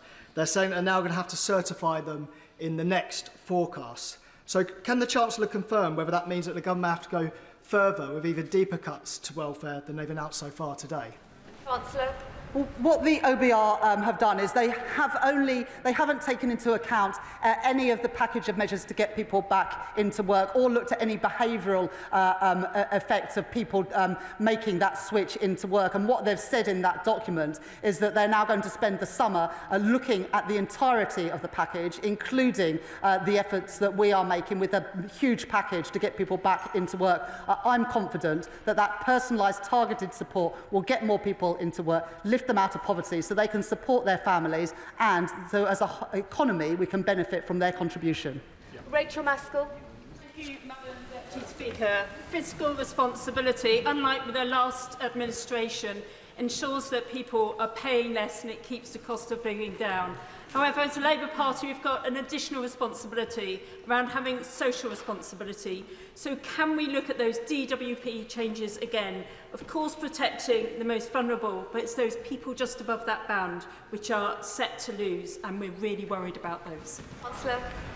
I thank my honourable friend for that question, and I share the deep concern of all of us on this side of the House. In fact, I think everyone in this chamber shares the concern about the most sick and disabled who need support, which is why in the Green Paper we're consulting on an additional premium payment to the most severely disabled, but also, instead of writing people off and not providing the support they need to do a job that matches their abilities and their needs, that we're giving that personalised target support. And I was in a job centre in my own constituency in Pudsey last week, where there are amazing stories of work coaches helping people into work who are far from the labour market. We want to see more of that to lift people out of poverty, to help them achieve their potential. Dame Harriet Baldwin. Thank you, Madam Deputy Speaker. At the general election, the Chancellor promised growth and no increase in taxes. But as Chancellor, she has delivered no growth and a record increase in taxes. Yeah. And now the Office for Budget Responsibility is halving her growth forecast this year, cumulatively 0.5% less over the forecast period. And more worryingly, they are also forecasting a 1% reduction in, over 1% reduction in productivity growth. Why does she think that is? Well. Chancellor. I've got a huge respect for the honourable lady, but that question doesn't do her justice. As I said to the right honourable gentleman earlier, yes, if you start in 2023, cumulative growth is lower, but the general election didn't take place in 2023. It took place in 2024. The economy is bigger at the end of this Parliament than the OBR forecast previously. Those are the numbers, those are the facts, that's the difference that this Labour government are making. Ruth Cadbury. Thank you, Madam Deputy Speaker. I'd also like to congratulate the Chancellor on her excellent statement, which addresses the challenge the last government left her with. Madam Deputy Speaker, to drive growth across the UK, new heavy and light rail infrastructure is badly needed. So what work is the Chancellor doing to develop new models of funding in order to deliver these important projects? Chancellor. I thank my honourable friend for that question. One of the reasons that we've put an additional £13 billion into capital spending over the forecast period is that we can then invest in the infrastructure that our country needs, including in transport infrastructure, which I know the honourable lady, as chair of the Select Committee, has a keen interest in. And she's absolutely right that we do need to look more at how we can leverage in private sector funding for a whole range of projects, including the Lower Thames Crossing. Chris Coughlin. Thank you, Madam Deputy Speaker. And I'd like to declare an interest as an alumni of London Business School. The Chancellor will recall on the Treasury Committee in November that I asked her to look at a specific London Business School paper on using defence spending, specific public R&D on defence spending, to boost economic growth. I was delighted to hear that the Treasury did evaluate that specific paper by Professor Paolo Saruco as part of the spring statement, and has listened to me and the Liberal Democrats. So does the Chancellor agree with me that using defence spending focused on public R&D can be one way not only to keep us safe, but also to raise productivity and boost economic growth? Chancellor. I thank the honourable gentleman for that question, and I look forward to taking more questions from him at the Select Committee next week. When I've been to visit defence companies or met our armed forces, they tell me about the amazing ability that new technology and innovation has to help them do their jobs better in keeping our country safe. And so as we invest more in defence and get to that 2.5% of GDP, it is absolutely right, as I've set out today, that more of that money is used for innovation, R&D and new technologies. Zubair Ahmed. Thank you, Madam Deputy Speaker. Congratulate my right honourable friend on grasping the challenges and the opportunities that this new world presents us. Opportunities that will mean that in my constituency of Glasgow South West there will be more investment into the defence sector. And Madam Deputy Speaker, that is timely, because after 18 years of SNP government, 1 in 6 people in my constituency are economically inactive. Will my right honourable friend agree with me this investment will finally raise their ambitions and raise their pay packets? Chancellor. Well, unlike the SNP, the Labour Party supports investment and jobs in the defence sector in Scotland that support people in Glasgow and South West and in many other parts of Scotland. More good jobs for young people, more jobs paying decent wages, keeping our country safe. That's what this party believes in. It's a shame the SNP believe in something entirely different. Thank you, Madam Deputy Speaker. A cloud hangs over the economy in northern Lincolnshire at the moment, with the potential for significant job losses at the Scunthorpe Steelworks. In view of that, could the Chancellor give an assurance that funding will be available not only to look after any redundant workers, but also to attract new business and retraining for existing workers? Chancellor. At the general election, we set out our plan for a steel fund as part of the National Wealth Fund. I absolutely understand the concern of the honourable member and other honourable members in the House about the future of the steel industry in this country. We were able to improve the deal for Tata to protect more jobs in South Wales. We want to have a thriving steel sector right across the UK, and we'll continue to work with the company and with the trade unions there to achieve just that. Richard Bergen. Thank you, Madam Deputy Speaker.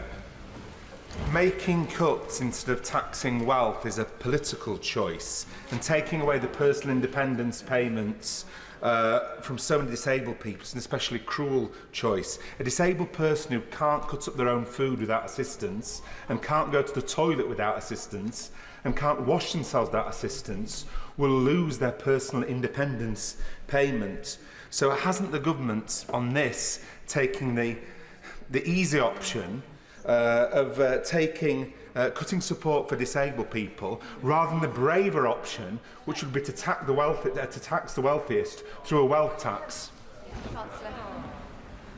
Madam Deputy Speaker, there is nothing progressive, there is nothing Labour about not supporting people who are disabled and sick and young people to do jobs that are commensurate with what they are able to do. And 1 in 8 young people have been effectively written off by the party opposite, and we're not willing to leave them in that position. And we are consulting in the Green Paper on an additional premium to pay to the most sick and disabled, because we recognise that people need support from the state, but too many people are not given the opportunities to fulfil their potential, and we're not willing to carry on like that. In the budget last year, we got rid of the non-dom tax status, we increased capital gains tax, we introduced VAT on private schools, and we changed the rules of inheritance tax. So I don't recognise what the honourable gentleman says. Dave Dugan. Thank you, Madam Deputy Speaker. The Chancellor tells us the world has changed, and if that's true to allow her to stick the boot into disabled people, it must also be true then to allow her to review her income tax rates, perhaps commensurate with those existing in Scotland, which has saw the Scottish economy grow in January by 0.3%, while the UK contracted by 0.1%. She could also choose to revise the government's position on reaccessing the single market in the European Union, which would allow a 30 billion recurring return with no compensation required, or a 1% tax on assets over 10 million. A wealth tax, as one of our backbenchers has just highlighted, 40 billion recurring every year with no need for compensation. If she's got the disabled, the WASPy women, pensioners and hospices in her crosshairs, why can she not tap up multi-millionaires for a few quid? The world has changed, and we can see that all around us, which is why our defence is more important than ever. That's why it's so astonishing that the SNP continue to oppose the nuclear deterrent. Preet Gill. Thank you, Madam Deputy Speaker. And I commend the Chancellor on her statement. Does my right honourable friend agree with me that the party opposite doesn't understand the link between their total failure to get houses and infrastructure built that our constituents desperately want and the economic constraints that we are facing today? I thank my honourable friend for that question, and she speaks powerfully on behalf of her constituents in Birmingham. We need to build the homes that all of our constituents are crying out for. The level of home ownership had declined under the previous government, and we're determined to turn that around, as well as building the affordable and social housing that our country needs. And as we build those homes, more good jobs for young people with pride in their work, good jobs paying decent wages, backed by the increase in the national living wage and our employment rights bill. James Cleverly. Thank you, Madam Deputy Speaker. Her Transport Secretary failed to stand up to the transport unions. Health Secretary failed to stand up to the health unions. Her Work and Pension Secretary failed to stand up to the backbenches of her own party. Her savings are predicated on getting rid of a whole tranche of civil servants. How can we have any confidence that she or the Prime Minister will stand up to the civil service unions? Today, as part of the Transformations Fund, we've set aside £150 million next year for redundancy costs for a voluntary exit settlement, showing how serious we are about reducing the size of the civil service after it increased to record levels under the party opposite. Michelle Strobhan. Thank you, Madam Deputy Speaker. Communities like mine in Barrow-in-Furness feel more acutely the failures of the previous government. They've left Barrow-in-Furness in a dreadful state. Does the Chancellor agree with me that it's through this government's commitment and funding towards Barrow-in-Furness and our defence sector that we will change things transformationally on the ground in Barrow and mean that Barrow can be a blueprint for how the defence pound can be better spent across our constituencies? I know that my honourable friend is incredibly proud to represent Barrow-in-Furness and that her constituents are incredibly proud to work on our nuclear deterrent, and this government will always stand with them with our new plan for Barrow, for new jobs, new investment in the town, so we get value for money for taxpayers, but also, most critically, we ensure our country's national security. Sir John Hayes. Thank you, Madam Deputy Speaker. The Chancellor was right to highlight productivity as an issue. I'm right, too, to focus on skill shortages, although she didn't explicitly note the implicit link between them. She failed, however, to say that her productivity ambitions have been scaled back and that the number of NEETs, young people not in education, employment, training, that she noted, is growing, actually. So will she set out, perhaps in a further note, a library note in the Library of the House or a statement, by how much she expects apprenticeships to grow year on year? When I was Minister, it reached the highest level in modern times, and the number's much lower now. So we need to grow apprenticeships, to make skills, to grow productivity. Will she do that? For if she doesn't, people will feel that hope exceeds expectation. I thank the honourable gentleman for that question, and I know he speaks powerfully about something he knows a huge amount about. Let me just answer three parts of that question. First of all, the OBR do revise up productivity in their forecast. Secondly, on young people not in education, employment or training, it's a massive problem, 1 in 8 young people. The OBR, as I said in the answer to a previous question, haven't taken into account the impact of our Back to Work programme. They're going to work on that over the summer with the DWP and the Treasury, because we we want to make sure that we design that in a way that gets as many young people back into work, contributing to the economy, contributing to our society. And we were able to announce just a couple of weeks ago in National Apprenticeship Week an expansion of the apprenticeship programme, particularly with foundation apprenticeships, relaxing some of those requirements about maths and English, because if we want to build the homes that our country needs, we need to get people into those construction jobs and not say, I'm sorry, you didn't get a grade C in maths and English, you're not welcome on the construction site. That makes no sense at all, which is why we're reforming how apprenticeships work to get more people with the skills they need to make a contribution to their families and the economy. We want those numbers going up. Joanna Baxter, and she'll be followed by Steve Darling. Joanna Baxter. Thank you, Madam Deputy Speaker. Our fiscal rules were designed to ensure that we didn't repeat the damaging austerity of the party opposite, which harmed my constituents so much. Does my right honourable friend agree it's only because of those fiscal rules that the OBR have today confirmed that people in Paisley and Renfrewshire South will be on average £500 a year better off with this Labour government? Chancellor. To ensure people are better off, we need to control inflation, which is why stability is so important. Bring interest rates down, and the Bank of England have had the confidence to cut interest rates 3 times since the election, and also boost wages, which we're beginning to see with real wages growing at twice the rate of inflation. That benefits my honourable friends' constituents and people up and down the country, and that's why we welcome the fact that the OBR today revised up real household disposable income per person by £500. Steve Darling. Thank you, Madam Deputy Speaker. Today and last week, the Chancellor rushed through severe cuts to the benefit system that will hit some of the most vulnerable in our society. Whilst we should have considered benefit reform, this is ill-conceived. Can the Chancellor explain to the Chamber why she is choosing to balance the books of the nation on the backs of some of the most vulnerable of those in our society?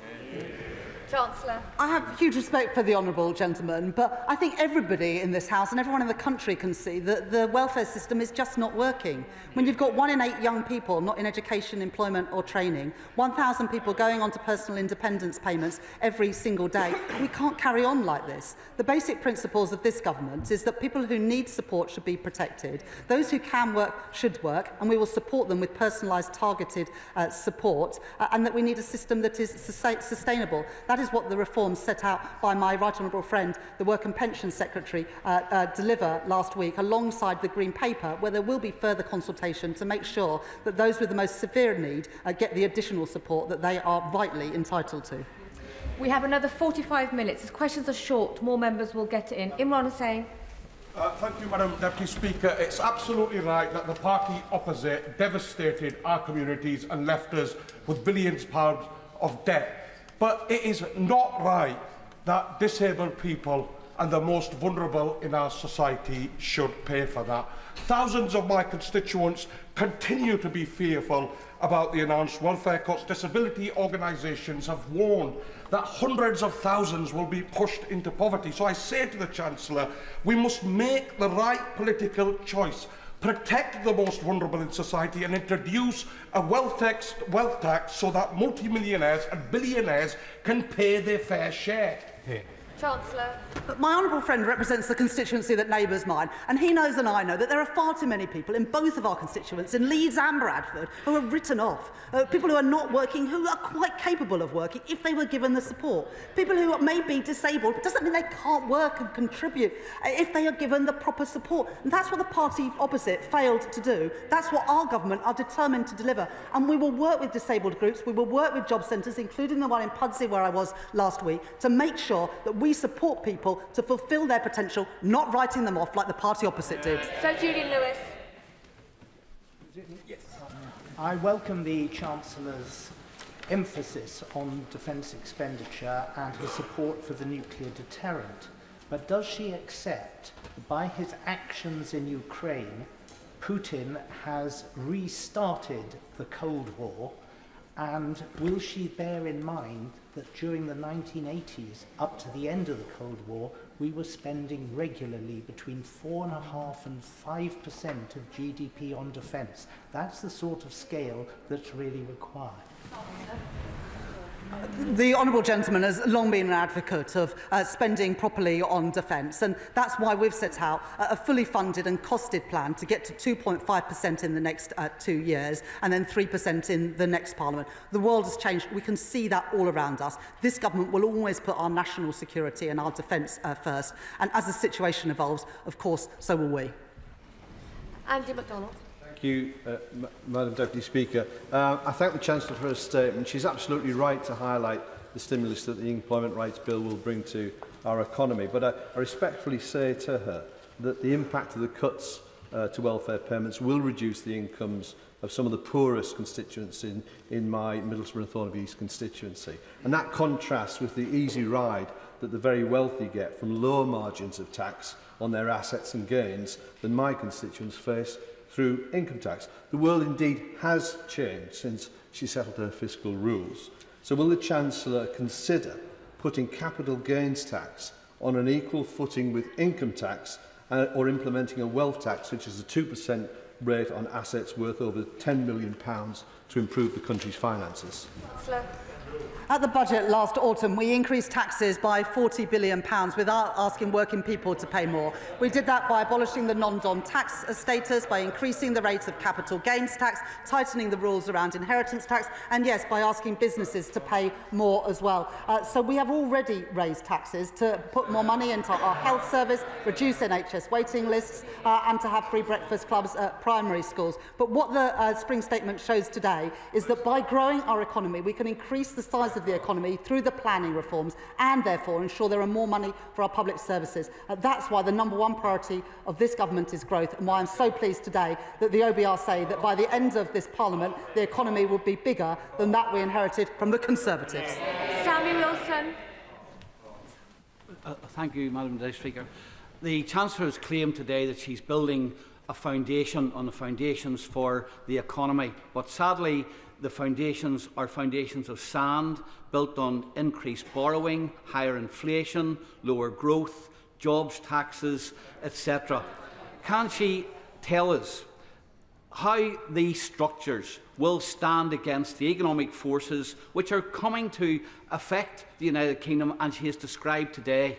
And specifically, could she tell us what proportion of the Transformation Fund will be available to the Northern Ireland Executive for important transformation of public services in Northern Ireland? Chancellor.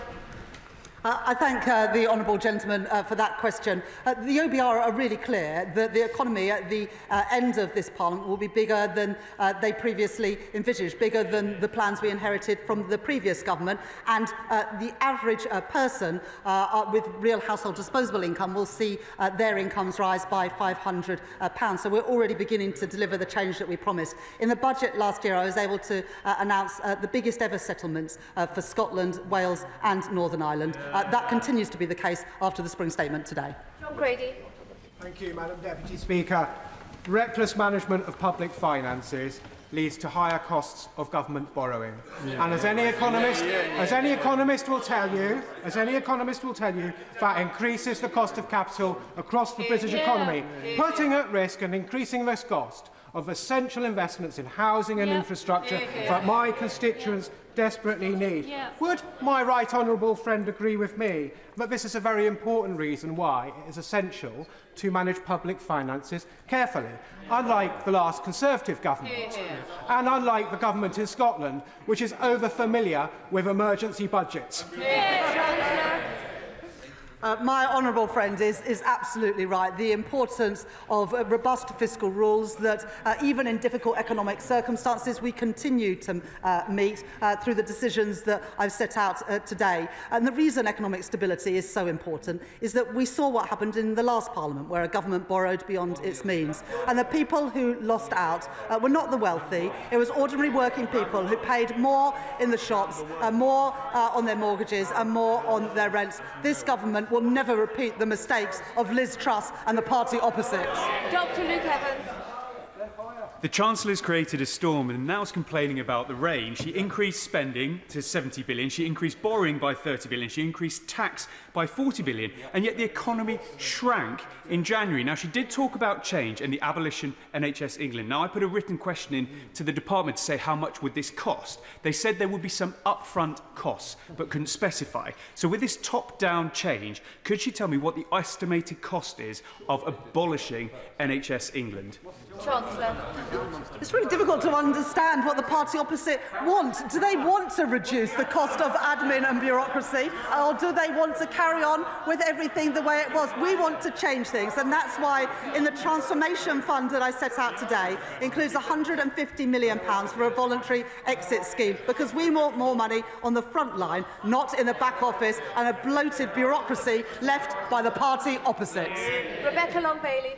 Madam Deputy Speaker, there's so much to welcome in today's statement, but the Chancellor will be aware of serious concerns regarding welfare reform. And my constituent told me last week, I'm terrified of what will happen to me if I can't work. I'm already having thoughts of suicide at the prospect of these changes and what they mean for disabled people. Today's impact assessment shows 250,000 increase in relative poverty, 50,000 increase in children living in relative poverty. What will the Chancellor do to stop this from happening? Chancellor. Well, the Honourable Lady speaks about a constituent who is in work, and she, I'm sure, like others, will welcome the work that Charlie Mayfield has done about ensuring that people with sickness and disability can stay in work, because we know that the best place for people is in work for their health, both physical and mental. But we know too often when people drop out of the labour market, they really struggle to get back in. So alongside the targeted support to get people back into work, we're determined to work with businesses to ensure more people with sickness and disability can stay in work, contributing to their family finances and contributing to the wider economy. Nigel Farage. Thank you, Madam Deputy Speaker. Would the Chancellor agree that measuring growth and relative wealth by GDP is not the most relevant number to our constituents? Because we're living in an age of mass immigration and a rising population, it is GDP per capita, surely, that matters to our constituents, and that has fallen consistently for the last 2 years and is falling still. And shouldn't we tell people, actually, they are getting poorer? Well, the OBR forecast that GDP per capita will increase by 5.6% during the course of this Parliament, having fallen under the previous government. So if he ever gets to Clacton, he can tell his constituents that. Matthew Patrick. I welcome the Chancellor's investment £3 billion into a transformation fund to sort out how government is run. Does the Chancellor agree with me that this is reform that the Tories ducked, should have done it, didn't do it, and actually their failure to address this put pressure on frontline services and stretched public finances? Chancellor. The Transformation Fund, worth £3.25 billion, is about trying to reduce costs further out, the costs of failure. So that's why we're putting more money into recruiting foster carers, because we want to make sure that more children can get the best possible start in life. But we also know that if children end up in poor quality children's homes, that has consequences not just for their lives, but also for other services later in life. It's also why we're putting more money into technology in the probation service, so that we can make sure that probation works better for rehabilitating offenders, but also ensuring that people pay for the crimes that they commit. Alberto Costa. Thank you, Madam Deputy Speaker. The Chancellor rightly reminded this House in her statement that the British public are watching. And among the British public watching are tens of thousands of the most vulnerable pensioners in our society. Can she please explain to the House what is Labour about removing the winter fuel payment from those having £13,500 a year? Next month, because of the triple lock which we've been able to protect, the basic state pension, the new state pension, will increase by more than £400. And during the course of this Parliament, because of the triple lock, which the Shadow Chancellor opposes, the triple lock will cost an additional £31 billion. So that's the protection that we're giving to pensioners, as well as record investment into our NHS, which of course older people use with greater frequency than anyone else. Zara Sultana. Madam Deputy Speaker, the UK is the 6th richest country in the world, yet over over 1 in 3 children and 25% of adults live in poverty. Since Labour came into power, 25,000 more children have been pushed into poverty due to the 2-child benefit cap. And now, according to the government's own impact assessment, over 250,000 people will be pushed into poverty as a result of these cuts, including 50,000 children. So I asked the Chancellor, who earns over £150,000 annually, has accepted £7,500 worth of free clothing, and recently took freebie tickets to see Sabrina Carpenter. Does she think austerity 2.0 is the change people really voted for? There's nothing progressive and there's nothing Labour about pouring more money into a broken system. Under the changes that we're bringing about, we're going to help young people who are not in education, employment or training by giving them targeted support. And as I set out in the statement earlier, the OBR so far have not scored any of the Back to Work programme, which is the biggest Back to Work programme that we've seen for many, many years. They're going to do that work over the autumn. But we know that the best way to lift people out of poverty is to get them into good work, secure work, paying a decent wage. We're increasing the national living wage, so it will go up by £1,400 for someone working full-time from next month, as well as the Employment Rights Bill, which ensures that people will have security at work. That's the difference that this Labour government is making. Adrian Ramsey. Thank you, Madam Deputy Speaker. The Chancellor knows that our economy has been driven to the edge over the last 15 years, with ordinary people forced to bear the burden while a small minority have amassed extreme wealth. This is something she could change, and her own backbenchers are lining up to argue for a wealth tax. So why won't she do the fair and right thing and introduce a tax on the very wealthiest, rather than launching austerity 2.0 and removing vital support from disabled and ill people? The best thing that we can do for our constituents is build the homes that they desperately need. And so I really have no understanding of why the Green Party voted against the planning and infrastructure bill this week. What have they got against to get families getting homes and young people getting jobs? Amanda Martin. Thank you, Madam Deputy Speaker. Today's defence announcement by my right honourable friend, the Chancellor, is fantastic news for my city. It delivers security for working people across the country and cements Portsmouth as not just the historic home of the Royal Navy, but the future home. Does she agree with me that after 14 years of the benches opposite, decimating all areas of our armed service, imposing 3 Portsmouth ministers on my city, and axing shipbuilding from our city, it has fallen to this government to once again fix the mess inherited by you, by the people over there. Almost said you lot, sorry. Securing the naval base operation and those serving our country for the future. My honourable friend is a proud advocate for her city of Portsmouth, and this government is a proud advocate for the people of Portsmouth. That's why we've put investment into the Portsmouth naval base in the spring statement today.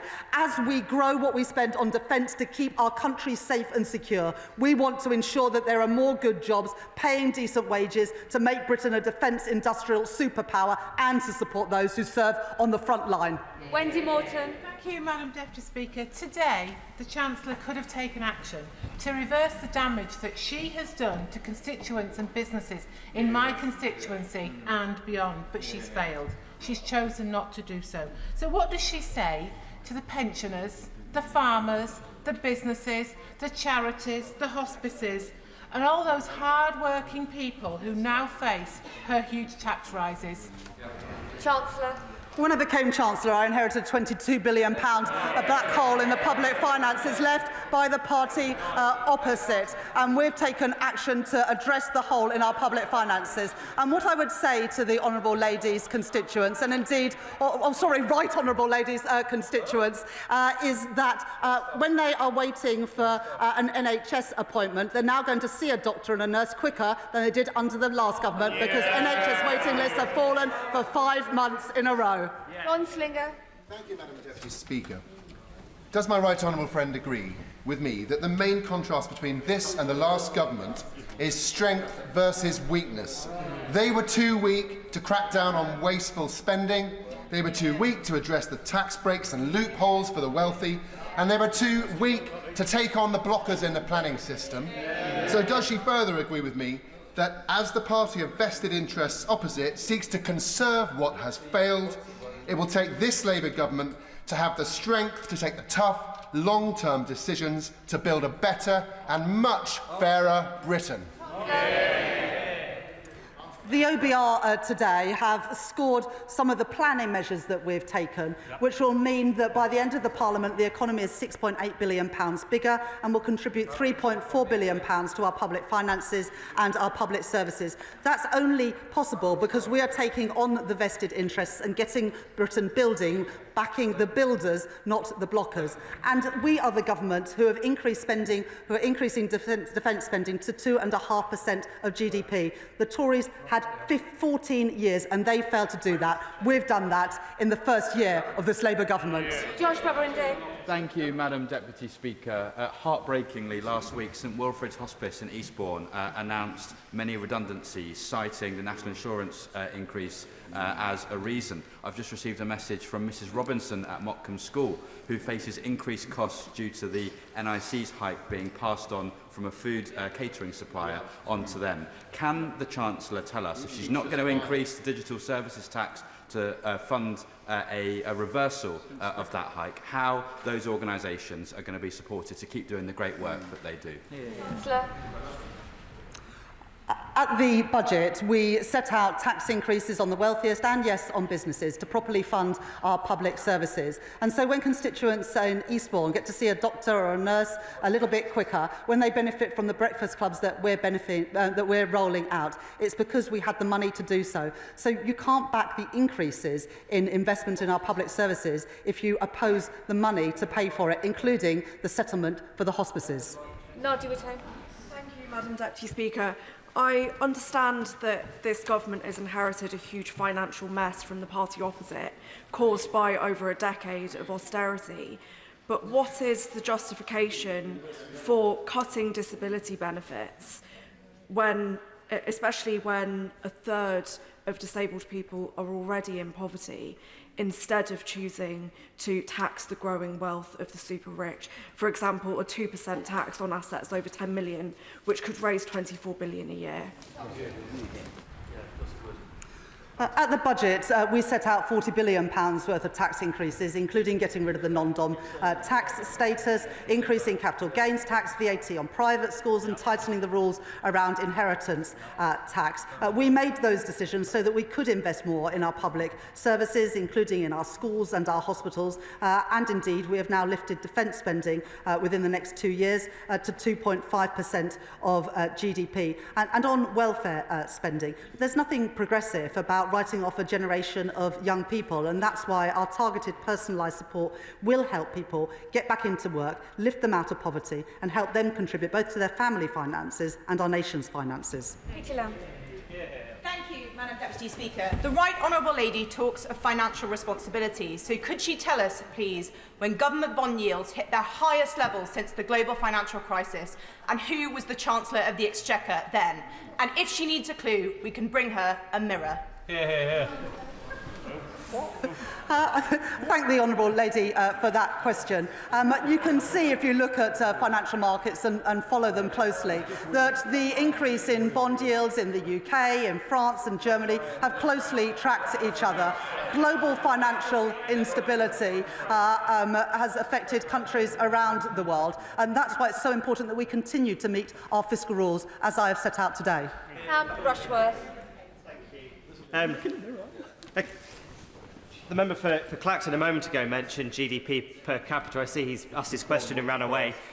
The truth is that GDP per capita only increased 4.3% in the past 16 years, compared to 46% in the years prior. What matters to my constituents is not just the growth, but it's the growth that they can feel in their pockets, in the left-behind towns and villages of Bishop Auckland. So what will she do to ensure that working people feel the growth?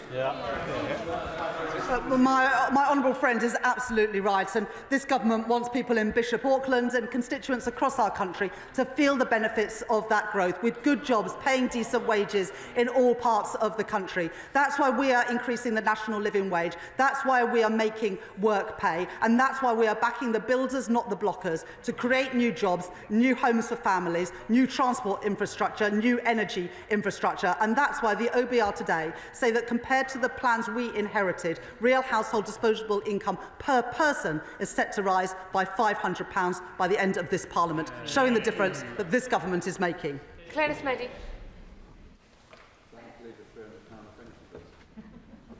Clarence Meddy, no?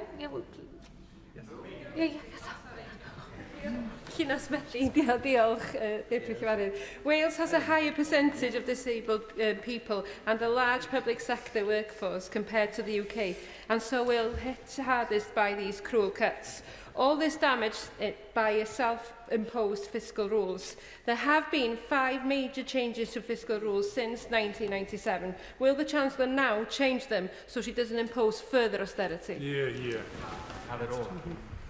In the budget last year, we provided the biggest ever settlement for the Welsh Government, and yet Plaid voted against that. I don't understand why the honourable member doesn't want money to go to Wales and to her constituents. Holly Billington. Madam Deputy Speaker, I thank my right honourable friend for her statement, in particular her recognition of the excellent work of Labour-run Thanet District Council, building more social homes with local firms, employing local people, including local apprentices. The government's recent planning changes mean not only council homes for local people, but also growth. Can she confirm that the Office of Budget Responsibility has only scored the effect of the National Planning Policy Framework changes and not the upcoming Planning and Infrastructure Bill? I thank my honourable friend for that question, and I was pleased to note in my statement today that Thanet have already come forward with plans to build affordable housing as part of the affordable housing plan, which I set out more money for in the statement today. What I would say to the honourable lady is that the parties opposite who abstain and vote against the planning bill are voting against homes for our constituents, and they're voting against jobs for our young people. On this side of the House, we back the builders, not the blockers. We back opportunities for young people and families housing for our constituents. It's a shame the parties opposite don't do the same. Graham Stewart.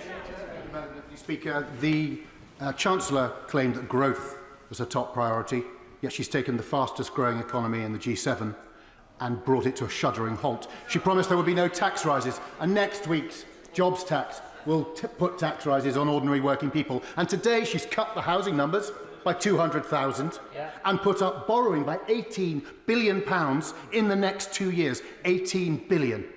Isn't it time the Prime Minister invited the Chancellor next door and said, "Rachel, you're fired"? The plans that we inherited from the previous government saw the OECD forecast the UK to have the slowest growth in the G7 this year. They're now forecasting us to have the second highest growth in the G7. So that is the difference that this Labour government are making, moving us up the league tables. David Burton-Sampson. Speaker, and I thank the Chancellor and her team for the prudent work they are doing to restore stability to our economy. And this on top of figures showing that already wages are increasing in my constituency of Southend Western Leigh under this Labour government, and inflation is falling. Does my right honourable friend agree with me that this, alongside the new living wage worth £1,400 a year, will make work pay and will start to lift more people out of poverty? Thank you, Madam Deputy Speaker. I was pleased in the budget last year that I was able to announce a 6.7% increase in the national living wage, as well as a record increase in the youth rate of the minimum wage. That will help lift working people, working families out of poverty, alongside our Employment Rights Bill, which will ensure greater security for those who go out to work. Sarah Dyke.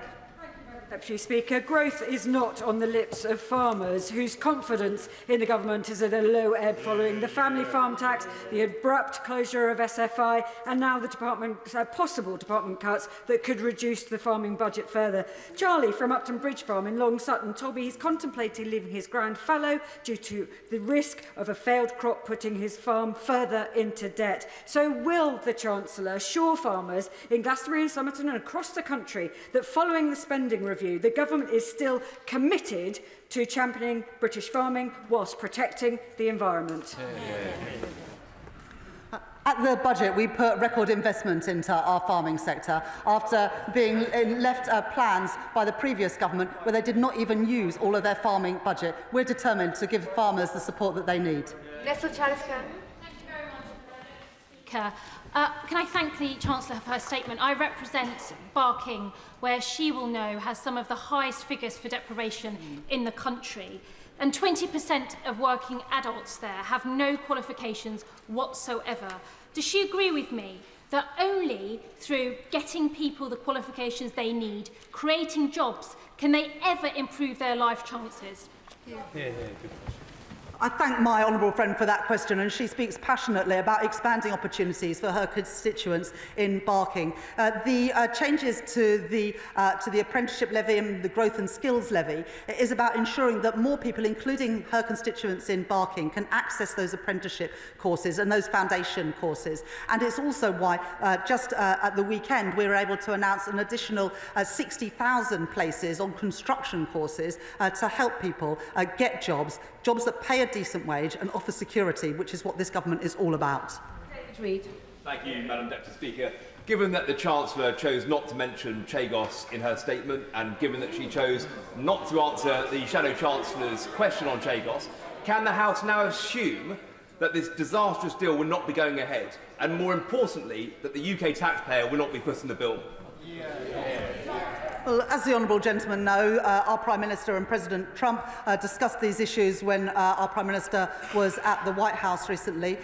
We continue to work on those plans. The most important thing is that we protect our national security and can continue to operate out of that important base. Neil Duncan-Jordan.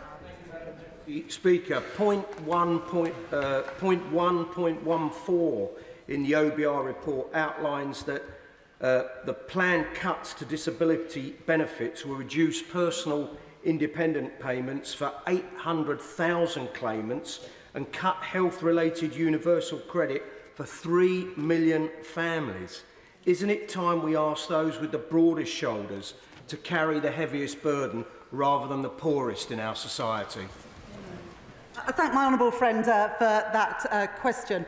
As I've already set out, the Office of Budget Responsibility in their numbers don't assume any changes in terms of people going back to work. That's what we're going to work on with the OBR, DWP and Treasury over the summer so that we develop those plans to ensure that people aren't worse off, but they're actually better off because they can progress into jobs that suits their abilities and needs because we want more people to have the fulfilment of a good job with security that pays a decent wage.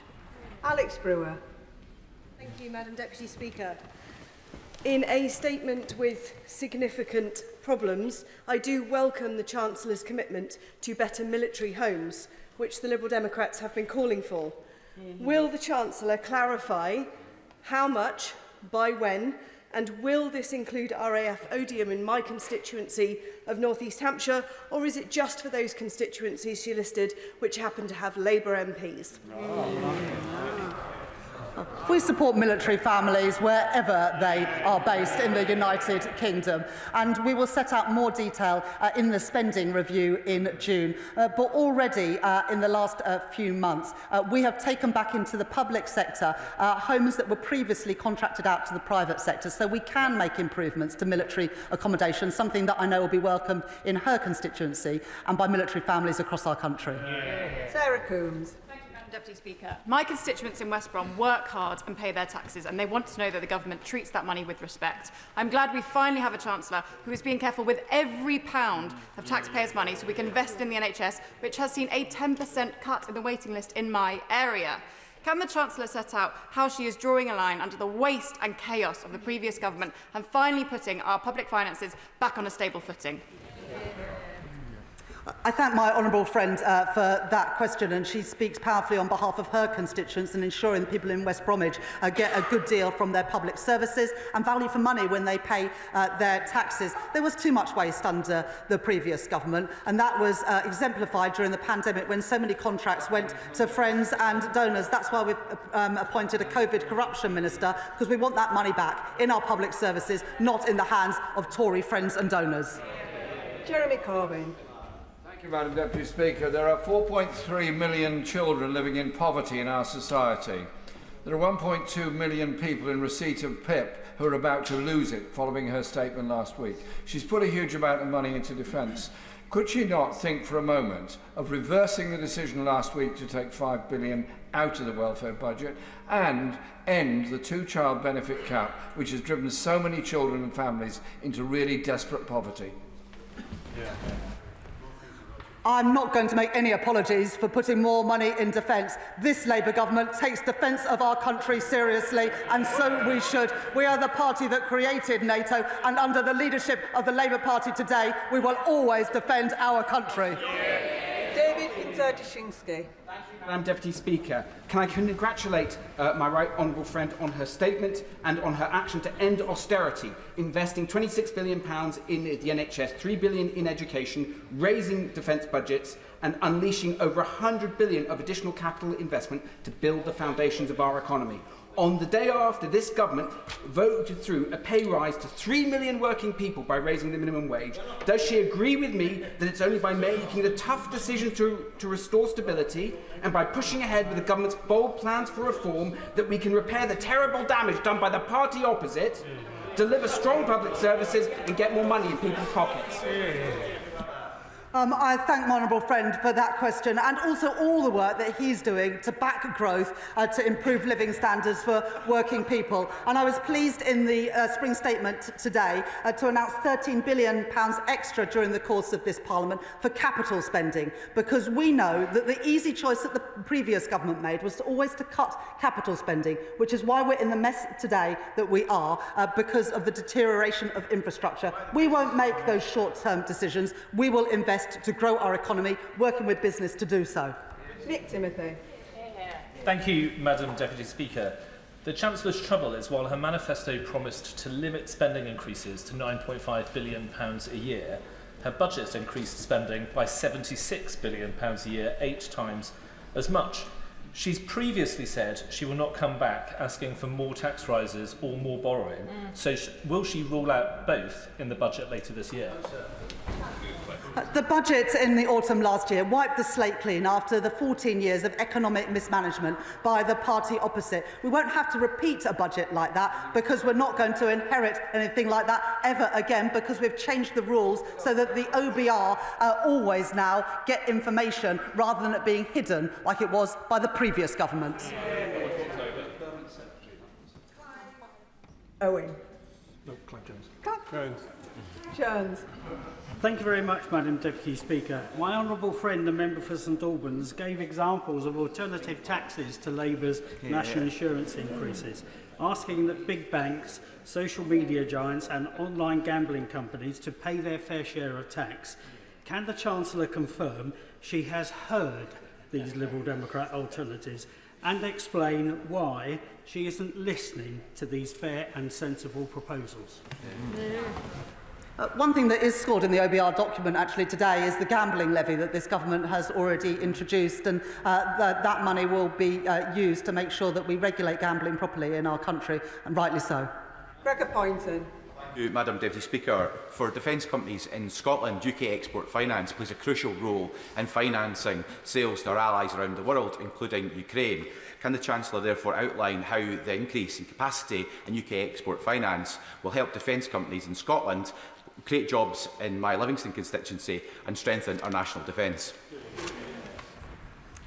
Just 2 weeks ago, I was able to announce £2 billion extra for UK export finance, specifically to help defence companies in the UK export. As countries around the world and Europe particularly increase defence spending, I want to make sure that we get those contracts here in Britain to support our proud defence industry, including in places like Livingstone and in Rosyth, where I was meeting Babcock just a couple of weeks ago.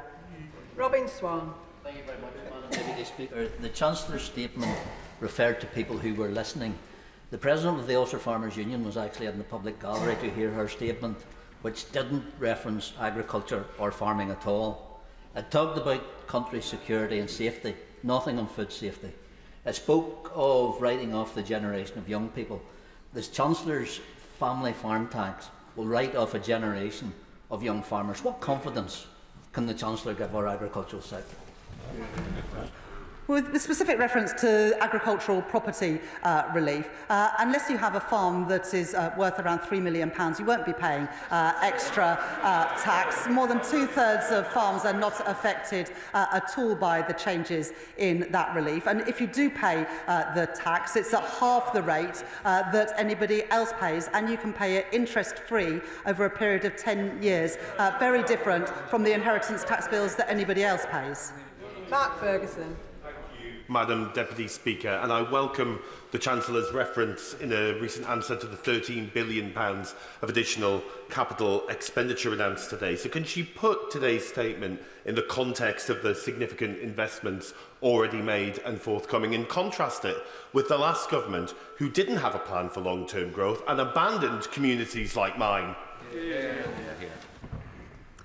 My honourable friend speaks powerfully on behalf of his constituents in Gateshead, who rely on the infrastructure that our country needs, whether that's energy, digital or transport infrastructure, and in fact the houses that all of our constituents need. In the budget last year, I put £100 billion extra into capital spending during the course of this Parliament, and I've been able to announce an additional £13 billion today. Unlike the party opposite, I'm not willing to cut capital investment, because that is capital investment is absolutely crucial to grow the economy and to leverage in the private sector investment that we need as well. Madam Deputy Speaker, the Chancellor's made much of the government's investment in defence and desire to make the country a defence industrial superpower. I'm keen to pitch for a slice of the protected £400 million for UK defence innovation. Huntingdon is the home of our defence intelligence capability, the US Air Force's Joint Intelligence Operations Centre Europe and the NATO Intelligence Fusion Centre. It has a huge investment in sites like the Alconbury Wilder Enterprise Campus, Brampton Cross and potentially the redevelopment of the MOD land around RAF Whitton as well. Perfect location for defence startups, and with the arrival of several already in flight, the US government is investing north of £500 million in Huntingdon alone. So could I ask her to make a similar commitment to Huntingdon and include it in her list of defence sites? What great pitch. I'm sure somebody from the Ministry of Defence, one of the ministers, would be really pleased to meet with you to discuss those opportunities. As we move to 2.5% of GDP spent on defence and 3% in the next Parliament, I am determined that that money benefits our troops in the UK, but also supports us become a defence industrial superpower. And I'm sure that we can work with the honourable gentleman to realise those ambitions for Huntingdon. Rosie Writing. Madam Deputy Speaker, the party opposite left a £22 billion hole in our public finances, and they continue to oppose every decision made by the Chancellor to clean up their mess. Can the Chancellor tell us how things would look now if the Conservative Party had their way? Well, what it would mean for people in Kettering and around the country if we had continued under the plans of the previous government is that interest rates would have remained high, inflation would have remained high and growth would continue to flatline, whereas the OBR today forecasts that real household disposable incomes will rise, growth will be higher, living standards higher, because we have returned stability to the economy and we are backing the builders, not the blockers. Max Wilkinson. Sorry, Madam Deputy Speaker. I don't wish to interrupt the discussion on the front benches. Thank you, Madam Deputy Speaker. I have another opportunity for the Chancellor. In Cheltenham, we have a scheme that can produce jobs and growth and will support the defence industry. The Golden Valley development next to GCHQ, which will be a key part of this country's defence investment over the coming years. Will the Chancellor taken upon herself to work with ministers and other departments who already know about this to make sure that we get the investment that we deserve and GCHQ workers deserve too. I'm really proud of what GCHQ do to keep our country safe, and part of what we are doing around the defence budget above the lift to 2.5% is including some of the security service work, because increasingly the work that the security service do is crucial for our national security and defence. Of course, that's on top of the 2.5%, but as we protect defence spending, it is right that we take into account GCHQ and other security agencies as well. And of course, very happy to work with you to ensure that we maximise the benefits for so many constituencies, including in Cheltenham. Graham Downey. Thank you very much, Madam Deputy Speaker. Can I thank the Chancellor for her statement and welcome the increase in defence spending, which represents a huge opportunity for Scottish workers. I was delighted to have her visit Rosyth in my constituency recently. Will she work to ensure a continuous shipbuilding programme in this country to maximise the opportunities for Scottish workers? And does she agree with me that it is utterly shameful that these workers have been ignored by the SNP for the last 18 years? And will she confirm that this Labour government will always value the role of shipbuilding for our economy and our national defence? I couldn't agree more with my honourable gentleman. It's just a shame that there's no SNP members in the House, although there are so few of them, to hear what he said. Perhaps the honourable gentleman would write to the SNP and ask them why they refuse to back the defence sector in the United Kingdom and specifically in Scotland. Adnan Hussain. Thank you, Madam Deputy Speaker. It is estimated that in under 5 years, there will be over 3 million families in receipt of disability benefits who will financially lose as a result of today's announcement, with an average loss of £1,720 per year compared to inflation. Is the Chancellor comfortable knowing that she has brought despair and horror to disabled people and their families across the country? We have a very basic principle that people who deserve to be protected should be, those who can work should, and that we need a system that is sustainable. We don't have any of those three things today, and that's why we're reforming our welfare system, to give additional support for those with the highest needs, to give personalised, targeted and guaranteed support to help people back into work, and to ensure that we've got a system that is sustainable so it is there for generations to come. Louise Jones. As the Chancellor will know, the East Midlands is often at the bottom of investment league tables, and indeed we do suffer through a lack of transport planning. Will the Chancellor outline to me, however, how the extra public investment and the National Wealth Fund will change that and deliver for people in North East Derbyshire? I thank my honourable friend for that question. People in North East Derbyshire will benefit from the additional homes, whether they are able to buy those homes, to rent those homes, or indeed to build those homes, as we expand the number of construction apprenticeships and 10 new technical excellence colleges in construction. And they will also benefit from the increases in real household disposable income, because what we want when the economy grows is to have more money in people's pockets, and that's what the OBR confirmed will happen today. Helen Morgan. Madam Deputy Speaker, pharmacies like Green End Pharmacy in Whitchurch in my constituency are struggling with the impending hike in employers' national insurance, business rates, and in fact that they don't know what they were being paid for NHS services this financial year, let alone next. Can the Chancellor confirm whether Pharmacy First will be continuing beyond the end of next week? Well, I'm sure that the relevant health minister would be willing to meet with you to talk about that. But because of the investment that we put into our National Health Service last year at the budget, more than £20 billion of additional funding, we are able to start to rebuild our NHS, reduce waiting lists. Indeed, we have done that now for 5 months in a row. Madam Deputy Speaker, as we secure Britain's role in a changing world, I welcome the Chancellor's focus on defence innovation, and I thank her for referencing my community, Aldershot and Farnborough. We are ready to serve. When it comes to defence innovation, too many small and medium defence businesses in my community struggle to get access to the banking and finance facilities they need, often on the basis of self-imposed ESG criteria. Will the Chancellor join me in welcoming the investors and financial institutions that have responded to the campaign that I am leading with my honourable friend, the member for York Outer, calling on our banks and our fund managers to broaden their approach so that we can defend our country, support Ukraine and fire up our industrial base? I was pleased to be able to mention my honourable member's constituency in my statement today. As home of the British Army, on behalf of this government, we thank the people of Aldershot and Farnborough for the service that they give our country every single day. And my honourable friend is right to mention the importance of companies in the defence sector, whether they're big companies or small, being able to access finance.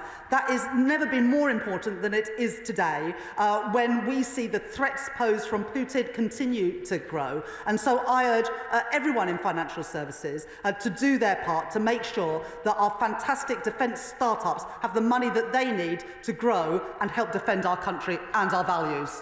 Final question, Jim Allister. Would the Chancellor better explain how the civil service cuts will translate into the devolved regions and the impact on future block grant allocations? And are there lessons to be learned from the fact that in 2015 the Northern Ireland Executive had a voluntary exit scheme upon which they spent £700 million and then proceeded to re-engage hundreds of civil servants as agency workers? Are there lessons there? That is a really important point that the honourable gentleman made, and that's why we haven't set a number on the number of the reduction in the size of the civil service and instead have made it an admin target, because what we don't want to see is the number of civil servants fall and then the number of agency workers and consultancies increase. So absolutely this government will learn from failed efforts both of the UK government under the Conservatives and other administrations in the past. That concludes the statement, and I'll give the House a few moments to settle down before we come to the 10-minute rule motion.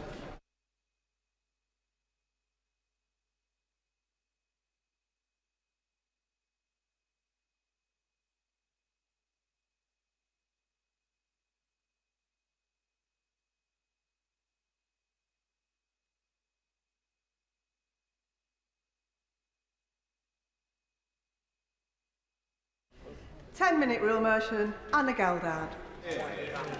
Thank you, Madam Deputy Speaker. I beg to move